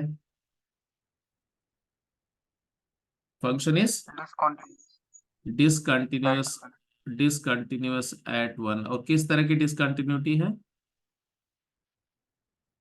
Jump time. Jump time. Left से कंटिन्यूअस है, राइट से डिसकंटिन्यूअस, राइट से डिस्कनेक्ट हो गया। जो इसका ग्राफ होगा ना, राइट से डिस्कनेक्ट होगा उस पॉइंट पर।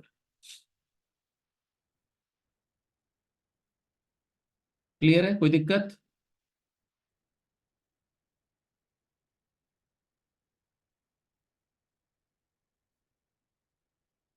बोल रहे state whether the following statements are true और फॉल्स।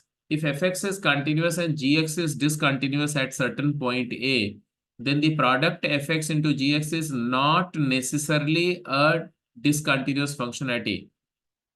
ये स्टेटमेंट सही है कि गलत? डिस्कशन हो चुका है क्लास के अंदर में। ट्रू है। ट्रू है।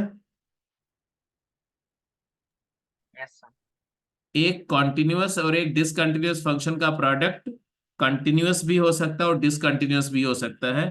तो नॉट नेसेसरली डिसकंटिन्यूअस, ये बात सही है। और अगर मैं बोलूं कि when it is continuous, when the product is continuous, तो याद है किस कंडीशन में कंटिन्यूअस होगा? fx tending to 0। जीरो को लिमिट करो। When f of a is 0। जो कंटिन्यूअस फंक्शन है उसकी लिमिट और उसकी वैल्यू a पर क्या होनी चाहिए? 0। उसमें क्या होगा कि अगर कंटिन्यूअस फंक्शन 0 को अप्रोच कर रहा है और ये gx फंक्शन डिसकंटिन्यूअस है, बट इसके अंदर में कुछ मान लो लेफ्ट लिमिट कुछ अलग है, राइट लिमिट कुछ अलग है और ये फाइनाइट है, तो उस केस में product 0 into finite number will become 0। जी याद रखना, gx में फाइनाइट टाइप डिसकंटिन्यूटी होनी चाहिए। इन्फिनिट टाइप डिसकंटिन्यूटी होगी तो फर्दर कुछ और देखना पड़ेगा आपको, फिर आपको टेस्ट करना पड़ेगा। चलो बी पार्ट की बात करो। बी पार्ट बोला गया fx and gx both are discontinuous at a, then the product fx into gx is not necessarily discontinuous।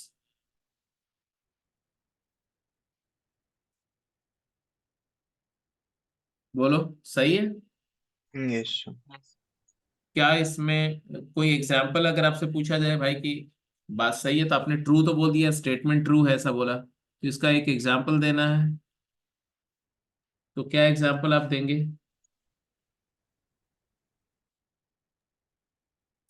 x not equal to 0 पे जाकर ले लें। 0 to 1 ले लेता हूँ। सिंट x इक्वल टू 1 सिंट x। हाँ जी।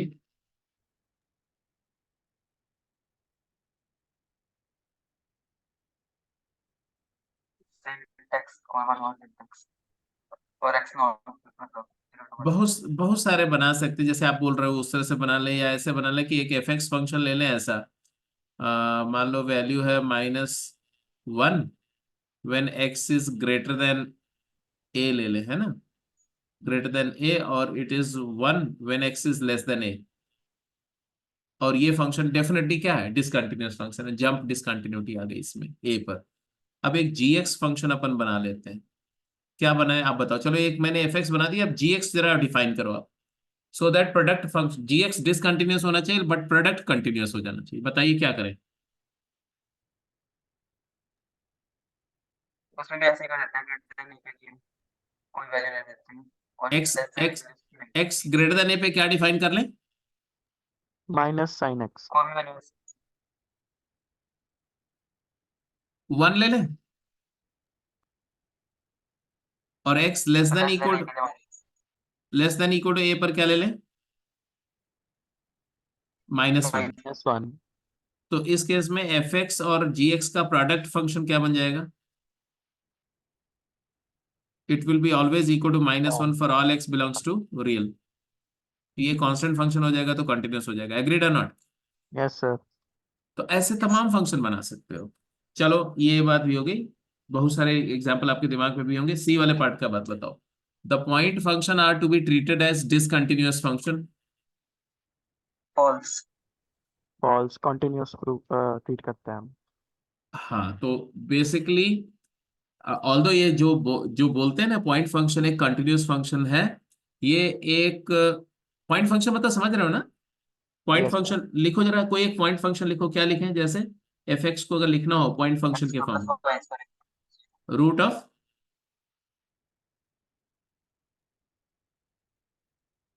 x minus 1 plus Root of root of x plus root of minus x लिख दें। yes तो ये सिर्फ एक ही पॉइंट पर डिफाइंड होगा, जीरो पर। yes, sir. या रूट ऑफ अगर one minus x plus root of x minus one लिख दें, तो ये सिर्फ एक ही पॉइंट पर डिफाइंड होगा, वन पे। 1 पे. Yes. ये पॉइंट फंक्शन है, और इसका डोमेन में सिर्फ एक ही पॉइंट, सिंगल पॉइंट फंक्शन है। Single point function continuous function होता है। ये टोपोलॉजिकल डेफिनेशन है एक्चुअली। ये नॉर्मल मैथमेटिक्स, जब आप जो है ग्रुप थियरी एंड टोपोलॉजी पढ़ेंगे तो वहां पर उससे आपको इसको प्रूव करना पड़ेगा, जिसमें एक कॉन्ट्रापॉजिटिव आर्ग्यूमेंट होता है कि अगर बोलते हो P इंप्लाइज Q, तो इसी का इक्विवेलेंट स्टेटमेंट होता है negation Q implies negation P। P है तो Q होगा, इफ P देन Q। तो इसी इसी बात को लिखने के बोलने का तरीका है कि if there is no Q there can't be P। Q नहीं है तो P नहीं होगा। जरा सोच के देखो, P है तो Q होगा, अगर P है तो Q होगा, तो अगर Q नहीं है तो इसका मतलब है P नहीं है। तो negation Q implies negation P। तो इस बात को यूज करते हैं क्योंकि वैल्यू तो डिफाइंड है। अब वैल्यू राइट लिमिट वैल्यू के इक्वल नहीं है, क्यों? क्योंकि राइट लिमिट नहीं है, यहां पर राइट में डोमेन नहीं है। तो बोल रहे हैं अगर राइट में डोमेन नहीं है तो राइट लिमिट नहीं है। आप राइट में डोमेन लाओ तो राइट की वैल्यू मैं इक्वल प्रूफ कर दूंगा वैल्यू के, राइट लिमिट वैल्यू के इक्वल हो जाएगी। तो बिकॉज राइट लिमिट वैल्यू के इक्वल यहां नहीं है, बिकॉज, तो आप ऐसे बोलेंगे since there is no right value, right hand domain, therefore दो नो राइट लिमिट। इसी तरह से there is no left hand domain, therefore there is no left hand limit. So if there had been right hand domain, then right limit and value must have been equal. If there had been left hand domain, तो left limit and value must have been equal. तो जब domain नहीं है तो हम बोलेंगे सिर्फ value sufficient है, बिकॉज वैल्यू है और वैल्यू फाइनाइट है, इसलिए ये फंक्शन कॉम्पैक्ट है, कॉन्टिन्यूअस है। तो point function is compact and continuous function, याद रखना। नेक्स्ट, तो we are moving to continuity of function. लेकिन उससे पहले मैं चाहता हूँ एक क्वेश्चन लिमिट पर आपको देता हूँ, उसको कर लो, फिर हम प्रॉपर्टीज ऑफ कॉन्टिन्यूअस फंक्शन पे मूव करेंगे। प्रॉपर्टीज ऑफ कॉन्टिन्यूअस फंक्शन आज डिस्कस करके फिर क्लोज करेंगे डिस्कशन को। तो एक फंक्शन है, एक लिमिट है, limit x going to infinity square root of x plus a into x plus b minus x. ये लिमिट क्या होगी आपको बताना है। Evaluate these limits.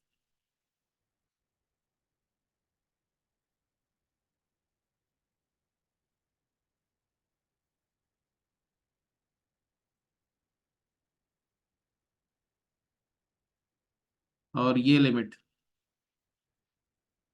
x going to infinity root of x plus a into x plus b into x plus c, और यहाँ root मतलब cube root दिया हुआ, ऊपर वाले में स्क्वायर रूट था, माइनस एक्स। ये लिमिट इवेल्युएट करके बतानी है, फटाफट जल्दी बताइए। done sir क्या करेंगे? फर्स्ट पार्ट में आंसर क्या है? a plus b upon 2. a plus b by 2 a plus b by two. और सेकंड केस में आंसर क्या है? a plus b तो plus उसका c फिर मतलब सिमेट्री से अगर देखें तो a plus b plus c by 3 हो सकता है। मतलब हो सकता मतलब कंफ्यूजन है। हाँ कंफ्यूजन है, बट मतलब गैस ले सकते हैं मतलब। चलो ऐसा करते हैं कि पहले वाले का तो मुझे समझा दो, a plus b by two कैसे निकाला। आंसर सही है, रेशनलाइज किया था। रेशनलाइज किया, सबने रेशनलाइज किया। x कॉमन लेके तो एक मेथड है रैशनलाइज किया, मेथड वन। आप जो भी करेंगे, जो आपके मेथड सुन करके उसके बाद मैं कुछ अलग मेथड बताऊंगा। तो एक कुछ एएमजीएम टाइप का लग रहा है इसके अंदर मतलब। नहीं, आप मेरे को बता रहे हैं या पूछ रहे हैं? अच्छा नहीं, मतलब ये तो है ही है, मतलब जो रेशनलाइज है वो तो है ही है। हाँ, रेस्टलाइज से तो हो ही जाएगा। हालांकि रेस्टलाइजेशन वाला प्रोसेस दूसरे वाले में थोड़ा सा डिफिकल्ट हो जाएगा, दूसरे वाले पार्ट में रेस्टलाइज करना थोड़ा टफ होगा ना। यस सर, सर वो तो कुछ एएमजीएम जैसा सिमेट्री दिख रहा था। मतलब एएमजी में सिमेट्री दिख रहा था मतलब? मतलब गट फील आता था, इस करके बोल दिया। अच्छा, इंट्यूटिवली लग रहा था ऐसा। ठीक है, तो वो भी देख लेते हैं। रेस्टलाइज वाला हो जाएगा सबका? यस।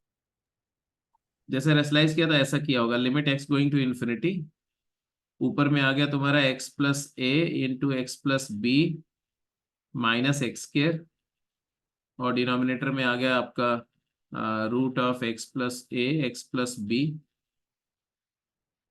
Plus x. और फिर आप देखोगे इधर एक्स स्क्वायर कॉमन कैंसिल हो जाएगा न्यूमरेटर में, तो एक्स स्क्वायर कैंसिल करने के बाद ये एक्सप्रेशन को आप लिखेंगे a plus b into x plus a plus b multiplied by x plus a b. अब फिर ये ऑर्डिनरी क्वेश्चन हो गया, इन्फिनिटी बाय इन्फिनिटी फॉर्म है ये, और इसमें एक्स से ऊपर नीचे डिवाइड करेंगे, बात वही होगी, यहाँ से एक्स क्या लेंगे, मॉड एक्स वाली बात होगी, बट एक्स पॉजिटिव है इसलिए मॉड एक्स का कोई ज्यादा इश्यू नहीं आएगा। सीधे एक्स से डिवाइड कर दो तो न्यूमरेटर में will get a plus b plus a b over x, whereas in the denominator you will get because x से डिवाइड किया, x को आप मॉड ऑफ एक्स स्क्वायर लिख देंगे, अंडर रूट एक्स स्क्वायर लिख देंगे, और फिर ये ऐसा आ जाएगा, स्क्वायर रूट ऑफ क्या आएगा, 1 + a/x into 1 + b/x, x square को ऐसे स्प्लिट कर देंगे दो फैक्टर में, एंड +1 हो जाएगा। And then if you put the value of x approaching to infinity, this goes to 0, this goes to 0, this goes to 0, and therefore the answer is a plus b by 2. Agreed? सबका ये answer आ रहा होगा? Yes sir. Sir एक method वही था, मतलब आप verify कर सकते हो लाइक एक बार। अभी मैं सारे पर आ रहा हूँ एक एक करके, आप जो बोलोगे वेरीफाई कर देंगे। दूसरा जो है वो बाइनोमियल अप्रोक्सीमेशन लगा सकते हैं क्या इसमें? यस सर, एक्स कॉमन लेके। तो बाइनोमियल अप्रोक्सीमेशन अगर लगाएंगे तो देखते हैं क्या आएगा। Limit x going to infinity है अपना बेटा, और आप इसको एक्स कॉमन ले लोगे, या एक्स कॉमन लोगे, मतलब एक्स स्क्वायर ही कॉमन आएगा बेसिकली, तो मॉड एक्स हो जाएगा जो कि एक्स ही हो जाएगा, तो एक्स आ जाएगा, और ये बनेगा तुम्हारा 1 + a + b plus a b. मेरे को बता दो, ऐसे ही कुछ आ रहा है, टू दी पावर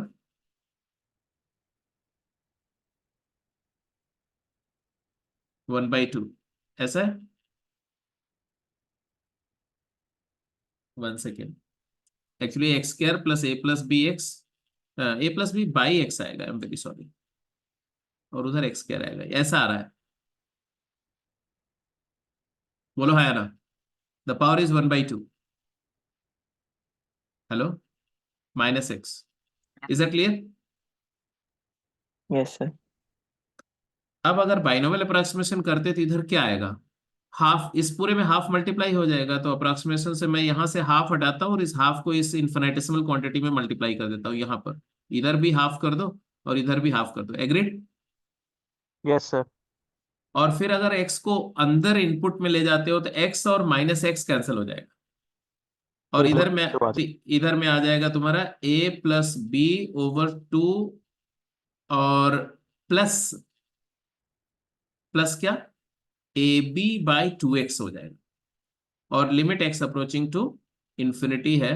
अब आगे मुझे बताने की जरूरत नहीं, you get the answer, this is called using, evaluating this limit using binomial approximation. तो ये दो मेथड तो आप में से हर एक को समझ में आ गए होंगे। यही चीज कर रहे थे तुम प्रांशु, यही कि कुछ और सोच रहे थे उस समय? मतलब फाइनल रिजल्ट यही आएगा, बट सोचा कुछ और ही था, मतलब कि थोड़ा ऐसे किया था, मतलब जैसे हमें पता है कि x + a + x + b/2 is greater than equal to √x + a × x + b। Hmm. आप कह रहे हो कि जो x है वो इन्फिनिटी की तरफ टेंड कर रहा है, तो हम्म इन्फिनिटी इज मतलब समथिंग अप्रोचिंग, तो इट डजेंट मैटर कि x plus a plus x plus b upon two, मतलब मैं कह सकता हूँ कि इक्वल होगा root x plus a into x plus b, because मतलब दोनों साइड इन्फिनिटी है, तो मतलब इन्फिनिटी इज वेरी लार्ज, तो मतलब आप कंपेयर कर नहीं सकते, तो मतलब टेक्निकली दोनों इक्वल होंगे, तो फिर मैंने उसे नहीं, सब्स्टिट्यूट। यहाँ पर थोड़ा सा तुम गलती कर रहे हो, बट आंसर सही आ रहा है। हाँ, दोनों का। बट दोनों साइड इन्फिनिटी हो रहा है तो आप ऐसे नहीं बोल सकते हो कि वो इक्वल होंगे, ऐसे नहीं। मैं बता रहा हूँ उसका लॉजिक क्या है। हाँ जी, मतलब आप वो आप फोर्सिबली एएमजीएम लगाने की कोशिश कर रहे हो, है ना? हाँ जी, क्योंकि तुम्हें एएमजीएम से यहां से कुछ दिख रहा था, हाँ जी। और वही चीज इंट्यूटिवली इधर भी लगने की कोशिश हो रही है। Anyway, what is the idea, I tell you very clearly. आप सही सोच रहे हो, लेकिन उस सही चीज को थोड़ा आर्ग्यूमेंट थोड़ा गलत दे रहे हो। देखो ध्यान से, इन्होंने क्या किया समझो। ये ज्योमेट्रिक मीन है, ये ज्योमेट्रिक मीन है, ये तो आपको समझ में आ रहा है किसका? 2 नंबर का। कौन से 2 नंबर का? एक नंबर है एक्स प्लस है, एक नंबर है एक्स प्लस बी, और ये ज्योमेट्रिक मीन है। कितने लोगों को ये बात समझ में आ रही है? Yes sir. Yes, sir. और हम बोलते हैं कि arithmetic mean is always greater than equal to geometric mean. और साथ के साथ हम ये भी बोलते हैं कि equality holds, arithmetic mean geometric mean के इक्वल कब होता है? जब वो, टर्म इक्वल होते हैं। हाँ, जब टर्म इक्वल हो, इफ टर्म्स आर इक्वल, जिनका मीन ले रहे हो अगर वो नंबर्स इक्वल है तो। बस ये बात अगर आपके दिमाग में है तो अब मैं यहीं पर बोल रहा हूं कि x plus a plus x plus b by two is always greater than equal to square root of x plus a into x plus b। ये बात तो सही है। यहाँ से इक्वालिटी आ गया। एंड इक्वालिटी कब आएगी? तो बोलेंगे इक्वालिटी, मतलब equality if x plus a and x plus b are equal. अगर ये दोनों इक्वल होंगे तो इक्वालिटी आ जाएगी।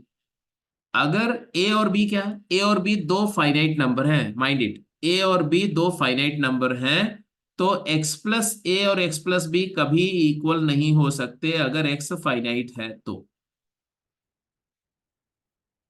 Are you getting my point?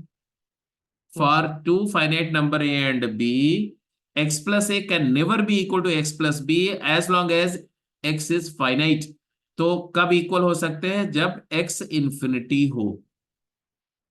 infinity plus a is equal to infinity plus b because x plus a upon x plus b limit x tending to infinity क्या आता है? 1 आता है। इसका One. मतलब है कि अगर x इन्फिनाइटली लार्ज हो तो हार्डली मैटर्स कि x प्लस ए बोल रहे हो या इन्फिनिटी में a ऐड कर रहे हो या इन्फिनिटी में b, आपका रिजल्ट सेम है। मतलब ड्रॉप इन ओशन, एक ओशन में a, x ओशन है, उसमें a डाल दो या b डाल दो, it will remain same. Taking that into account, because हमारा x इन्फिनिटी को जा रहा है, हम बोल सकते हैं कि am gm can be replaced by am। तो इस gm की जगह पर अपन क्या रिप्लेस कर दें? am रिप्लेस कर दें तो क्या आ जाएगा? x plus a plus x plus b by two minus x, limit x going to infinity. और ये आंसर क्या आ जाएगा बोलो? a plus b by two. a plus b by. And this replacement of gm by am logically because x is tending to infinity, इसलिए हम कर पाए ये। वो यहां भी हो सकता है। अब यहां rationalisation method 1 becomes very tedious. A cube minus b cube का रेशनलाइजेशन करना पड़ेगा तुम्हें। ए माइनस बी को लिखना पड़ेगा a cube minus b cube divide by a square plus a b plus b square. तो वो बड़ा नीचे डिनोमिनेटर में टीडीएस होगा, लेकिन हो जाएगा, वहां से भी हो जाएगा। तो हम रेशनलाइजेशन बाइनोमियल अप्रोक्सीमेशन यहां भी तुम्हें हेल्प करेंगे। तो या तो इस वाले को या तो बाइनोमियल अप्रोक्सीमेशन से करो, या सबसे बेस्ट तरीका क्या है? एएमजीएम से करो। तो ये क्यों, इसकी जगह पर आप क्या लिख दोगे? X plus a plus x plus b plus x plus c divide by 3 minus x. तो एक्स वाला टर्म कैंसिल हो गया और आ गया answer a plus b plus c by 3। अगर यहाँ nth रूट करके n फैक्टर ले लो, माइनस एक्स कर लो, वो भी एएमजीएम से एक लाइन में हो जाएगा। सिग्मा ए बाई एन हो जाएगा। हाँ, तो हमेशा इस तरह की क्वेश्चन के में क्या सबसे सबसे डोमिनेंट और सबसे इफेक्टिव मेथड क्या है? Replacement of GM by M. तो कई बार जीएम की जगह एएम करना पड़ सकता है, कई बार एएम की जगह जीएम करना पड़ सकता है। तो बहुत अच्छे अच्छे क्वेश्चन उस तरह से मिलेंगे आपको। तो एक एग्जाम्पल मैंने ये दिया कि सो दैट आपको तीनों बातें, तीनों concept of evaluation of limit यहां से डिमॉन्स्ट्रेट मैं करने की कोशिश कर रहा हूँ कि रैशनलाइजेशन भी एक इफेक्टिव कॉन्सेप्ट है, बाइनोमियल अप्रोक्सीमेशन भी बहुत इक्वली इफेक्टिव है, और एएम जीएम का रिप्लेसमेंट भी, बट हर जगह नहीं कर सकते, तो इसका ध्यान रखना पड़ेगा। ये इक्वालिटी की कंडीशन बहुत इंपॉर्टेंट है, प्लीज मेक श्योर वो एकदम बिल्कुल क्लियर होना चाहिए, ये वाली बात जो बोलेगी। चलिए, डू वी हैव टाइम? थोड़ा सा टाइम तो है ना अभी। तो आप लिख दे properties of continuous function, discuss कर लेते हैं। तो क्वेश्चंस बेशक हम लोग कल कर लेंगे, ठीक है। तो कॉन्टिन्यूअस फंक्शंस की तीन चार प्रॉपर्टीज होती हैं जो बहुत इंपॉर्टेंट है, वो कंसेप्ट वाला पार्ट आज डिस्कस मैं करना चाहता हूँ। पहली प्रॉपर्टी ऑफ कंटिन्यूअस फंक्शन है फर्मेट्स थ्योरम, जो कंटिन्यूटी डिस्कस करते समय मैंने किया था, क्लोज इंटरवल में कंटिन्यूटी। फर्मेट्स थ्योरम क्या बोलता है? अगर कोई फंक्शन क्लोज इंटरवल में कंटिन्यूअस है तो बाउंडेड होगा, याद है? Every Yes. Function which is continuous in close interval is always bounded. क्या, क्यों, क्या लॉजिक दिया था मैंने इसके सपोर्ट में कि अगर फंक्शन क्लोज इंटरवल में कंटिन्यूअस है तो किसी भी पॉइंट पर, हर पॉइंट पर उसकी वैल्यू डिफाइंड है,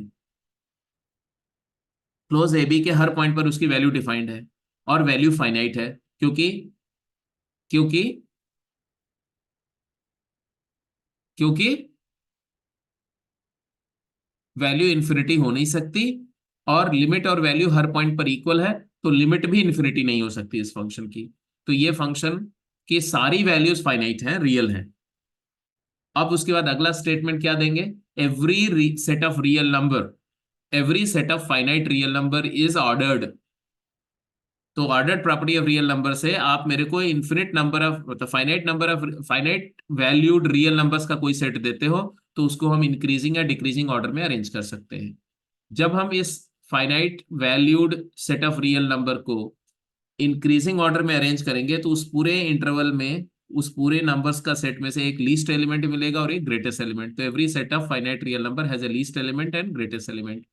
तो लीस्ट एलिमेंट जो है फाइनाइट है और ग्रेटेस्ट एलिमेंट भी फाइनाइट है, इसलिए ये पूरा सेट ऑर्डर्ड है और बाउंडेड है। Is that clear? Function continuous in closed a b is always bounded. fx is continuous for all c belongs to ab, therefore f cannot attain infinite value। फिर मैंने बोला कि therefore all fc is fc minus fc plus और fc real and finite है for all c belongs to ab, and therefore by property of order of real numbers there is a least element। तो m हो जाएगा minimum of all those fc which lies between a to b, and capital M will be the maximum of all that value in the interval a to b। तो obvious ही बात है कि इस function की एक minimum value भी finite है, max value भी फाइनाइट है, इसलिए बाउंडेड फंक्शन है। याद रहेगा? साथ के साथ ये भी ध्यान रखना कि अगर ये क्लोज इंटरवल ना हो तब ये बात हम इंश्योर नहीं कर सकते। तो if a function is continuous in open interval then it is not necessarily bounded. इस बात के लिए जब आप बोलेंगे नॉट नेसेसरली बाउंडेड तो आपको एक सफिशिएंट एग्जाम्पल, एक कोई काउंटर एग्जाम्पल दे दो कि भैया ये फंक्शन तो क्लोज इंटरवल में कंटिन्यूअस है, ओपन इंटरवल में कंटिन्यूअस है बट बाउंडेड नहीं है।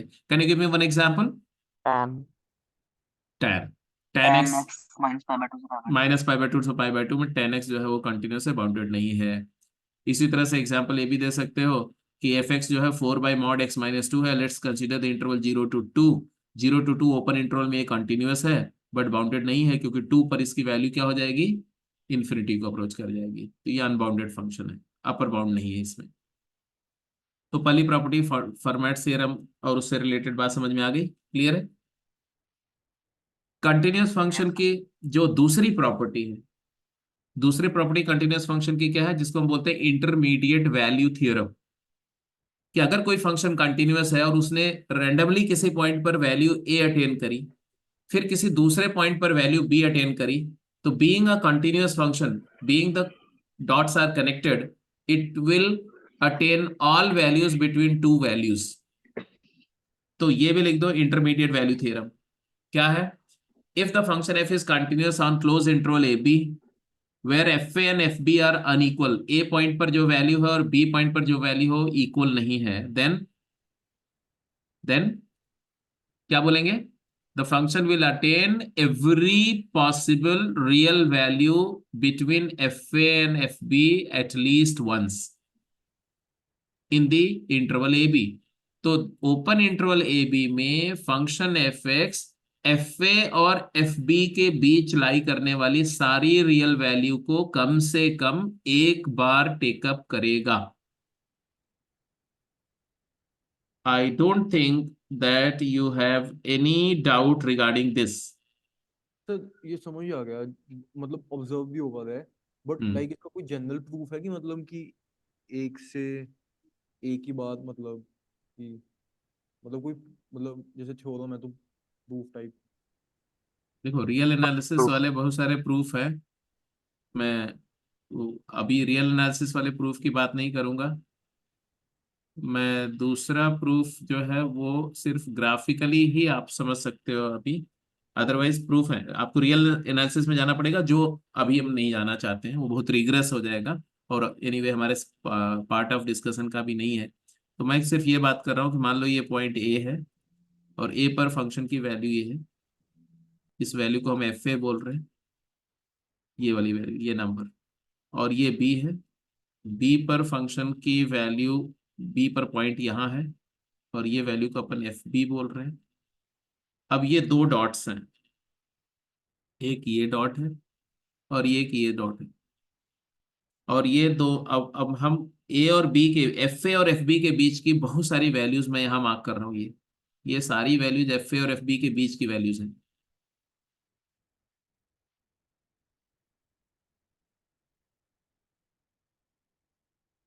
There are finite many values. I am just pointing it out, but you can understand that there can be infinite values. Now my point is, if I have to connect these 2 points, which 2 points?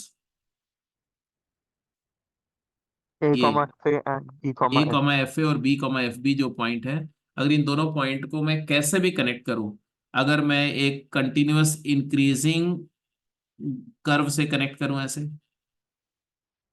तो ये curve, ये सारी horizontal lines इसको कहीं ना कहीं cut करेंगी. और अगर मैं इसको एक नॉन मोनोटोनिक कर्व से कनेक्ट करूं, मतलब ऐसे करूं ऐसे, तो ऐसा पॉसिबल ही नहीं है कि मैं ये पॉइंट ए को पॉइंट बी से, I can not join the point a with point b by some continuous curve without intersecting these lines. तो these lines, these horizontal lines will intersect this curve at least once in the interval a to b. जैसे इस यहां पर cut कर रही है, यहां पर कट कर रही, देखो ये पॉइंट्स है जहां कट कर रही है इसे.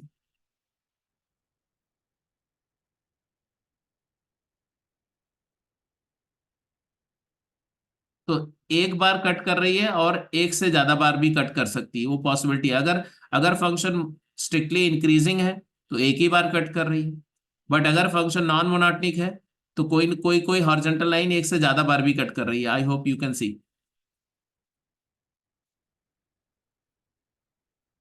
तो बट ऑब्वियस सी बात है कि यहां से यहां तक जाना है तो किसी भी वैल्यू को ये मिस नहीं कर सकता है, क्योंकि कंटिन्यूस जा रहा है. अगर वो कोई वैल्यू नहीं अटेन कर रहा है तो वहां पर डिस्कनेक्ट हो जाएगा ना. एक पर्टिकुलर वैल्यू नहीं अटेन हो रही है तो इसका मतलब है कि इंस्पाइट की उसकी लिमिट दोनों साइड में है, लेकिन वो वैल्यू नहीं अटेन हो रही है तो डिसकंटिन्यूस हो जाएगा.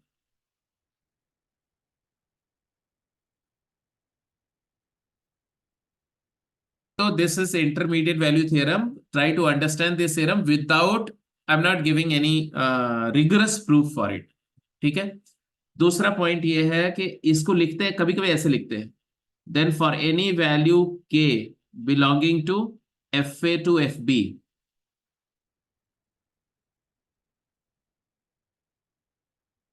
there exists at least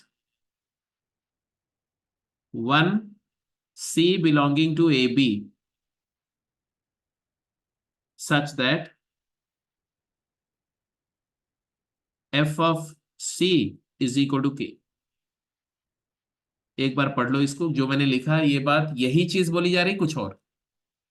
ये थोड़ा मैथमेटिकल टर्म्स में बोला गया है.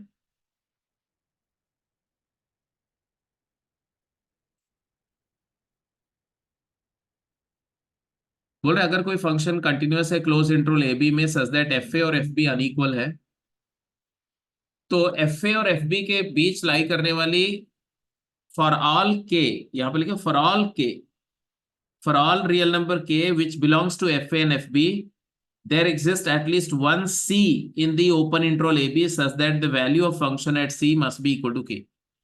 तो आप एफ ए और एफ बी के बीच की कोई भी रियल वैल्यू ले लो, वो real value function f x c पर अटेन कर रहा है किसी न किसी सी के लिए। जैसे ये रियल वैल्यू अगर मैंने लिया, तो ये रियल वैल्यू के फंक्शन कहां अटेन कर रहा है, तो ये y इक्वल टू के लाइन इस फंक्शन को, चाहे जैसे ये फंक्शन ड्रॉ करोगे उसको बिना कट किए हुए ए से बी नहीं जा सकता, तो किसी न किसी पॉइंट पर कट करेगा। वो एक बार कट कर सकता है, या अगर नॉन मोनोटॉनिक फंक्शन है तो एक से ज्यादा बार भी कट कर सकता है। इसको बोलते हैं इंटरमीडिएट वैल्यू थ्योरम। ये बहुत इंपॉर्टेंट थ्योरम है, इस पर बेस करके बहुत अच्छे अच्छे क्वेश्चंस बनते हैं। हाँ, इसी में मैं ये भी बोल सकता हूं, if f x is continuous and monotonic, अगर फंक्शन कंटिन्यूअस है और स्ट्रिक्टली इंक्रीजिंग है स्ट्रिक्टली डिक्रीजिंग है, तब एटलीस्ट वन नहीं लिखेंगे। Then for all k belonging to f a and f b there exist, there Only is, one. हाँ exactly one c belonging to open interval a b such that f of c equal to k. तब हर value exactly एक बार लेगा, जैसे ये वाला case. अब जैसे मैं एक क्वेश्चन दूं ऐसा कि 2 raise to the power x plus 3 raise to the power x plus 4 raise to the power x is equal to 9 raise to the power x has exactly one real root.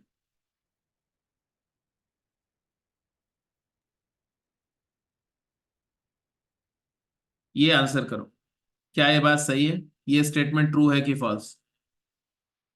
Yes sir. तो ये statement true है। इस statement की truth को argue कैसे करेंगे आप? 9 double x से अगर डिवाइड कर दें तो एक मोनोटोनिक डिक्रीजिंग फंक्शन बन जाएगा लेफ्ट पर। हाँ, तो आप इसको ऐसे लिख दो कि 2/9 to the power x plus 3/9 to the power x plus 4/9 to the power x -1 एक फंक्शन ले लो, और इस फंक्शन की बात करो तो ये फंक्शन स्ट्रिक्टली डिक्रीजिंग फंक्शन है। फिर आप बोल दो कि एफ ऑफ इंफिनिटी क्या है, एफ ऑफ इंफिनिटी क्या होगा? अगर एक्स इंफिनिटी को अप्रोच कर जाए तो इसकी वैल्यू क्या होगी? -1। और एफ ऑफ जीरो क्या है? 2। जीरो पर इसकी वैल्यू 2 है, इंफिनिटी पर -1 है, और फंक्शन कॉन्टिन्यूअस है, कॉन्टिन्यूअस एंड स्ट्रिक्टली डिक्रीजिंग है। आई डोंट थिंक इसके बाद कोई भी हमें फर्दर आर्गुमेंट देने की जरूरत नहीं है। क्यों?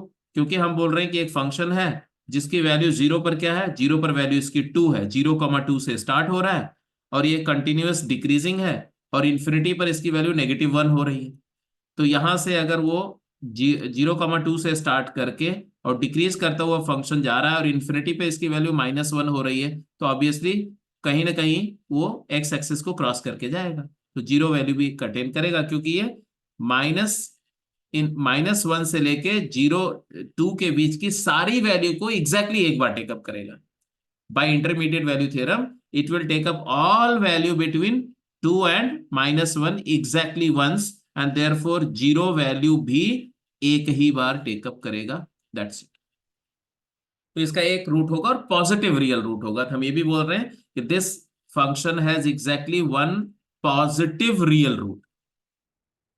ये प्रूव हो गया। तो कहां से प्रूव हुआ? इसमें आर्ग्यूमेंट क्या लिया? इसमें आर्ग्यूमेंट लिया इंटरमीडिएट वैल्यू थ्योरम का। I hope you agree. तो स्ट्रिक्टली डिक्रीजिंग इसी वजह से कि a की पावर x है और a लेस देन 1 है। यस यस यस, ए की वैल्यू फ्रैक्शन है, और fractional exponential function when base is less then 1 is a decreasing function, summation of 2 or more than 2 decreasing function is always decreasing function. That's it.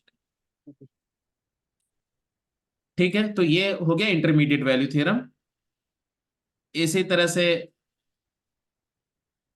एक point और लिख लो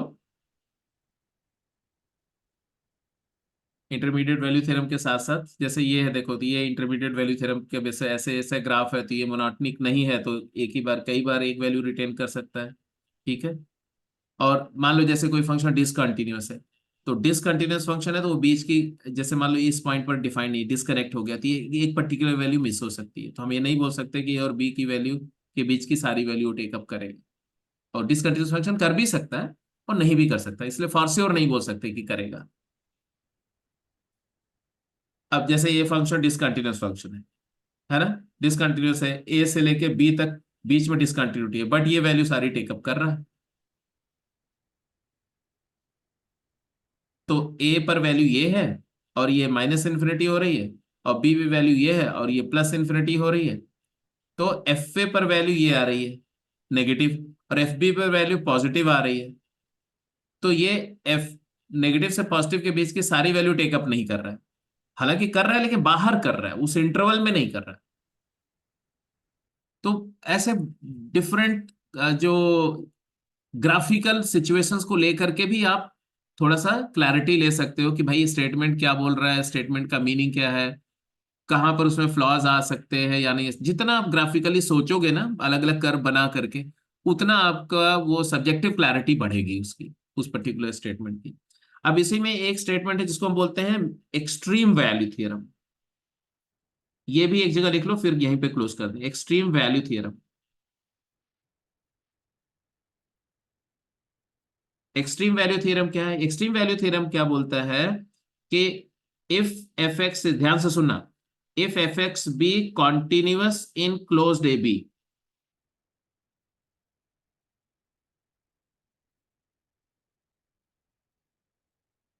then f x must be bounded. ये बात कैसे बोला मैंने? फर्मैट theorem से। अभी थोड़ी देर पहले हम लोगों ने बात करी थी फर्मैट थ्योरम की। क्या बोला था? कि every function which is continuous in close interval is always bounded. और बाउंडेड का मतलब क्या होता है बच्चे? F x must be bounded मतलब there exist two real numbers, small m and capital M belongs to real, and they are finite, such that the value of fx lies between small m and capital M. ये boundedness का मतलब हुआ। Small m क्या है? Small m उसकी minimum value है, f minimum है, और कैपिटल M क्या है?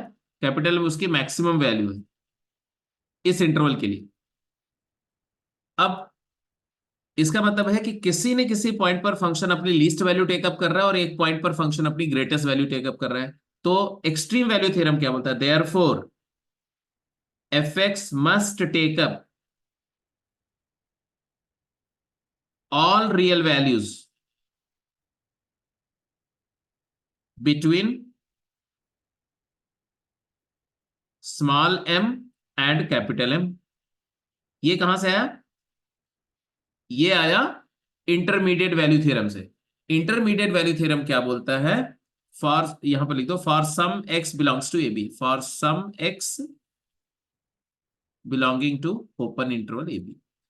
तो इंटरमीडिएट वैल्यू थ्योरम क्या बोलता है कि अगर फंक्शन a वैल्यू टेकअप कर रहा है और b वैल्यू टेकअप कर रहा है, तो a और b के बीच की सारी वैल्यू टेकअप करेगा। तो यहां पर हम ग्राफ ऐसे दिखा रहा हूं मैं, इस ग्राफ को ध्यान से देखो, आपको बिल्कुल क्लैरिटी आ जाएगी। क्या है? मान लो एक फंक्शन का ग्राफ ऐसा है, ऐसा मान लो ये a है, a पर वैल्यू ऐसे आई, फिर ऐसे गया, ऐसे गया, और फिर ऐसे गया, और फिर ऐसे आ गया। ठीक है। ये पॉइंट क्या था? ये पॉइंट है a कॉमा एफ ए है, और ये वैल्यू क्या है? F a. b पर वैल्यू क्या है? b ये पॉइंट है, ये b comma f b point है। तो b पर वैल्यू क्या आ रही है? ये b पर वैल्यू एफ ऑफ b आ रही है, f of b। But a b interval में कोई एक पॉइंट है अल्फा जहां पर वैल्यू मिनिमम है। ये value minimum value of function है। ये क्या वैल्यू है? ये मिनिमम वैल्यू स्मॉल m है, और इसी इंटरवल में एक वैल्यू मैक्सिमम है, बीटा पॉइंट पर मान लो। फर्मेट थ्योरम बोलता है कि अल्फा और बीटा दोनों इसी ए बी इंटरवल के अंदर कहीं लाई करेंगे। अब मैं क्या बोलूंगा, पूरा पूरा का पूरा ए बी इंटरवल को भूल जाओ। ए बी इंटरवल का एक सबसेट है अल्फा से बीटा। इस सबसेट में अल्फा पर वैल्यू है स्मॉल एम और बीटा पर वैल्यू है capital m. Are you getting my point और नॉट? Yes. अब Yes. इसी अल्फा बीटा इंटरवल के लिए इंटरमीडिएट वैल्यू थ्योरम यूज करो कि अगर अल्फा पर वैल्यू एफ अल्फा और बीटा पर वैल्यू एफ बीटा है तो इंटरमीडिएट प्रॉपर्टी क्या बोलती है कि एफ अल्फा और एफ बीटा के बीच की सारी वैल्यू फंक्शन टेकअप करेगा। बोलो हाँ या ना? Yes. अगर ये इसके बीच की सारी वैल्यू टेकअप करेगा, alpha beta interval, alpha beta open interval में किसी न किसी पॉइंट पर एफ अल्फा और एफ बीटा के बीच की वैल्यू टेकअप होगी। मतलब स्मॉल एम और कैपिटल एम के बीच की वैल्यूज जितनी भी रियल वैल्यूज हैं, मिनिमम और मैक्सिमम के बीच की सारी real values alpha beta interval में कम से कम एक बार टेकअप होगी। तो मैं यही बात ए बी इंटरवल में भी तो बोल सकता हूं क्योंकि alpha beta is a subset of a b. तो मैं डेफिनेटली बोल सकता हूं कि ए बी इंटरवल में फंक्शन एफ एक्स की मिनिमम और मैक्सिमम के बीच की सारी वैल्यूज कम से कम एक बार टेकअप होंगी। सो it is called extreme value theorem. और इसी से हम बोलते हैं क्या, देयरफॉर रेंज ऑफ फंक्शन क्या होगा? तो फंक्शन की रेंज क्या होगी? फंक्शन की रेंज हो जाएगी small m to capital m. इसको हम लोग रेंज निकालने में यूज करते थे, याद आया? मैंने बताया था कि फंक्शन की लीस्ट वैल्यू किसी तरह से निकाल लो, ग्रेटेस्ट वैल्यू निकाल लो, फिर बोल दो कि फंक्शन कंटिन्यूअस है इसलिए लीस्ट वैल्यू से ग्रेटेस्ट वैल्यू के बीच की सारी वैल्यू टेकअप करें। तो वो जो बोल रहे थे ना, अब यहां सिर्फ एक ही बात बोला कि वो सारी वैल्यूज उसी इंटरवल में टेकअप करेगा, ए बी के अंदर ही टेकअप करेगा, ए बी के बियॉन्ड नहीं। ये बता रहा है intermediate value theorem and extreme value theorem. So आज के डिस्कशन को यहीं पे क्लोज करते हैं, ठीक है? आप क्या करेंगे, आज के डिस्कशन के अगेंस्ट में आपके जो डीपीपी 7 है, लिख लो कहीं पर, डीपीपी 7 का क्वेश्चन नंबर 1 से लेकर के क्वेश्चन नंबर 9 तक, 1 to 9 सारे क्वेश्चन ट्राई करेंगे। Okay, sir. फर्स्ट क्वेश्चन से 9 क्वेश्चन ज्यादा नहीं है, सारे हो जाएंगे आपसे। 1 to 9 सारे क्वेश्चन कर जाएंगे। कल की क्लास में ये कॉन्टिन्यूटी समराइज हो जाएगी, कॉन्टिन्यूटी खत्म हो जाएगी। लिमिट के भी कुछ और प्रॉब्लम कल करेंगे। और So उसके बाद डेरिवेटिव्स। उसके बाद डिफरेंशियबिलिटी एंड ऑब्वियसली डिफरेंशियबिलिटी करेंगे। डिफरेंशियबिलिटी के साथ साथ हम लोग जो है वो फंक्शनल इक्वेशन भी करेंगे, तब डेरिवेटिव पे चलेंगे। Yes sir. ठीक। सर मेरा लिमिट्स की जो थ्योरी पार्ट है उसमें थोड़ा सा डाउट था हम्म। कि सर जो हम लॉपिटल रूल लगाते हैं, हाँ जी। सर वो क्यों लगाते हैं? उसका कोई प्रूफ मेरे को मिला नहीं कहीं। लॉपिटल रूल का प्रूफ नहीं प्रूफ। मिला? Yes sir. बहुत सिंपल, बहुत सारे प्रूफ हैं, बता दूंगा। लॉपिटल मुझे वैसे भी लॉपिटल पे कल डिस्कस हो सकता है, हो तो करा दूंगा। लॉपिटल का प्रूफ, रिगरस प्रूफ भी करा देंगे, मैक्लॉरिन सीरीज से एक्सपेंड करके या टेलर्स एक्सपेंशन से करके भी हो सकता है। और दूसरे भी लॉपिटल के प्रूफ है, बहुत प्यारे प्यारे प्रूफ है। Sir okay sir. अनाउंसमेंट किया थी क्लास की स्टार्टिंग में। क्या अनाउंसमेंट किया थी अनाउंसमेंट। अनाउंसमेंट ये थी कि कल जो है रेगुलर क्लास नहीं, कल हॉलीडे है। केवल मेरी क्लास शाम में होगी, बाकी पूरा दिन कोई क्लास नहीं। Okay sir, thank you sir. तो because of the Mahashivratri tomorrow we are not having any class.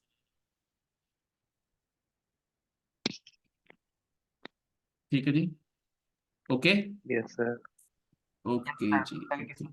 Okay. हाँ, Thank एक you, थैंक sir. यू एक सर, एक बाय। डिस्कशन था जो 34 वाले जितने भी बच्चे हैं, आप लोगों से एक डिस्कशन है भाई, बाकी लोगों के लिए रेलेवेंट नहीं है बट आपके लिए है कि आपका जो जो टॉपिक, मतलब इलेक्ट्रोस्टैट में, मेरी बात सुनो, इलेक्ट्रोस्टैट में जो जो सब टॉपिक के लेक्चर आपने नहीं लिखे हुए हैं, नहीं किए हुए हैं, प्लीज वो सारे, मतलब अभी अगर नहीं देखे हुए हैं तो सारे के सारे आप बता दो कि ये लेक्चर मैंने नहीं देखा हुआ है या इतने लेक्चर नहीं देखे हुए हैं।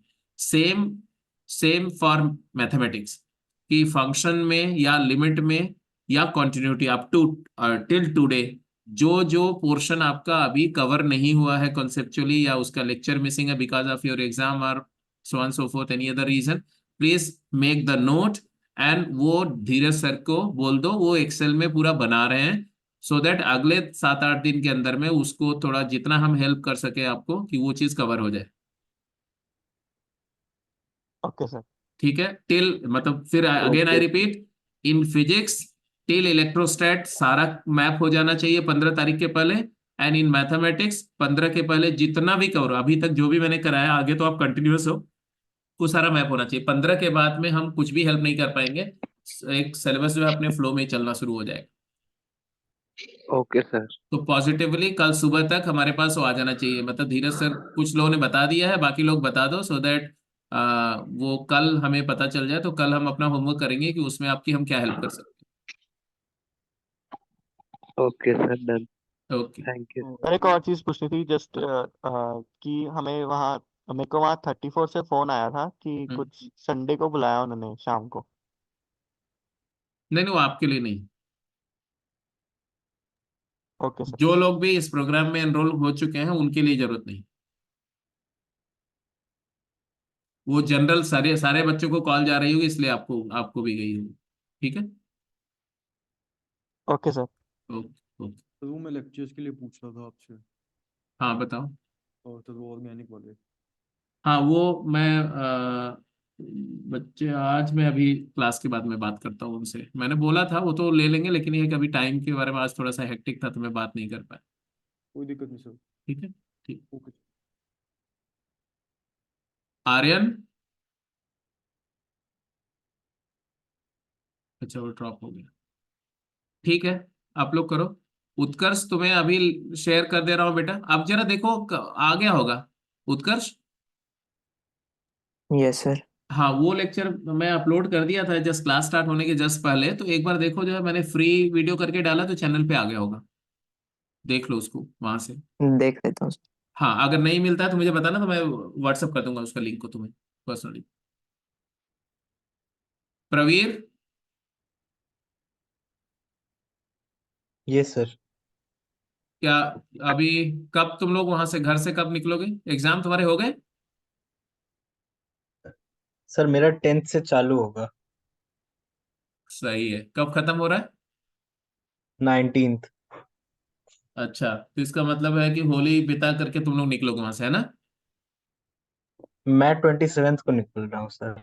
27 को निकल रहे हो, अच्छी बात है। तो 15 तारीख से या 17 तारीख से, जो जभी से आपका जो है अगर इधर का फिर से स्टार्ट होगा, तो ऑनलाइन क्लासेस मतलब कि लगाते रहना, कोई चीज मिस मत करना। यस सर, मैं लगाते रहूंगा। हाँ, और इस अभी तक के जितने हैं सारे अपडेटेड हैं कि कुछ मिसिंग है? सर इलेक्ट्रोस्टैट्स के थोड़े से वो मैं धीरज सर को मैसेज कर दूंगा। हाँ ठीक है, उसको लेकर के बेटा अभी जो है, वैसे भी 7 दिन तक अब क्लासेस बंद रहेंगी, तो आगे कुछ नहीं होगा, तो आपकी केवल फिजिक्स की क्लास चलेगी, इलेक्ट्रोस्टैट की, और शायद हो सकता है फिजिक्स की भी इलेक्ट्रोस्टैट अभी मिसिंग रहेगी सर 15। केमिस्ट्री का भी, फिजिकल केमिस्ट्री का भी। हाँ केमिस्ट्री का चलेगा। फिजिकल केमिस्ट्री में एएसटी सर। हाँ केमिस्ट्री चलेगा, मैथ्स चलेगा, फिजिक्स की क्लास मोहित सर की अभी कुछ दिन तक ऑफ रहेगी, वो छुट्टी पर है। तो देखते हैं, अगर अगर एपीएस सर कुछ क्लास ले पाएंगे तो ठीक है, अदरवाइज वो जितना बैकलॉग है वो बैकलॉग वाले कवर कर दो। Okay sir. Sir one more thing, जो वहाँ पे अभी 21st से शुरू हो रहा है, तो उसमें पहले पहले इलिप्स का रिवीजन वगैरह है, तो उस समय हम फंक्शंस पे कंटिन्यू करेंगे या उस समय हम इलिप्स ही करेंगे? जो रिवीजन चल रहा होगा रिवीजन भी करो, और साथ के साथ में फंक्शन कंटिन्यू करो, मतलब फंक्शन तो पहले ही उसके पहले खत्म करना है। Okay sir. फंक्शन 15 तारीख के पहले पहले खत्म करना है। आज 7 तारीख हो गई, 8 से लेके 15 तक 7 दिन होते हैं, 7 दिन में फंक्शन का सारा लेक्चर देख के और प्रैक्टिस डीपीपी सारी कर जाओ। Function in the sense sir, sorry sorry, function he sir, ये कंटिन्यू मतलब आपकी क्लासेस की बात कर रहा था। नहीं, मेरी क्लासेस तो अभी पूरा, मेरी क्लासेस तो कंटिन्यू चलेंगी एंड तक। ठीक है, और ओके सर। वो हो सकता है वो इलिप्स और हाइपरबोला का भी जो क्लास चल रहा है वो भी हो सकता है मैं ही कराऊं। Thank you sir. ठीक है। Thank you very much sir. ठीक है। Okay sir. Thank you sir, good night sir. Okay okay. Good night sir. Good night.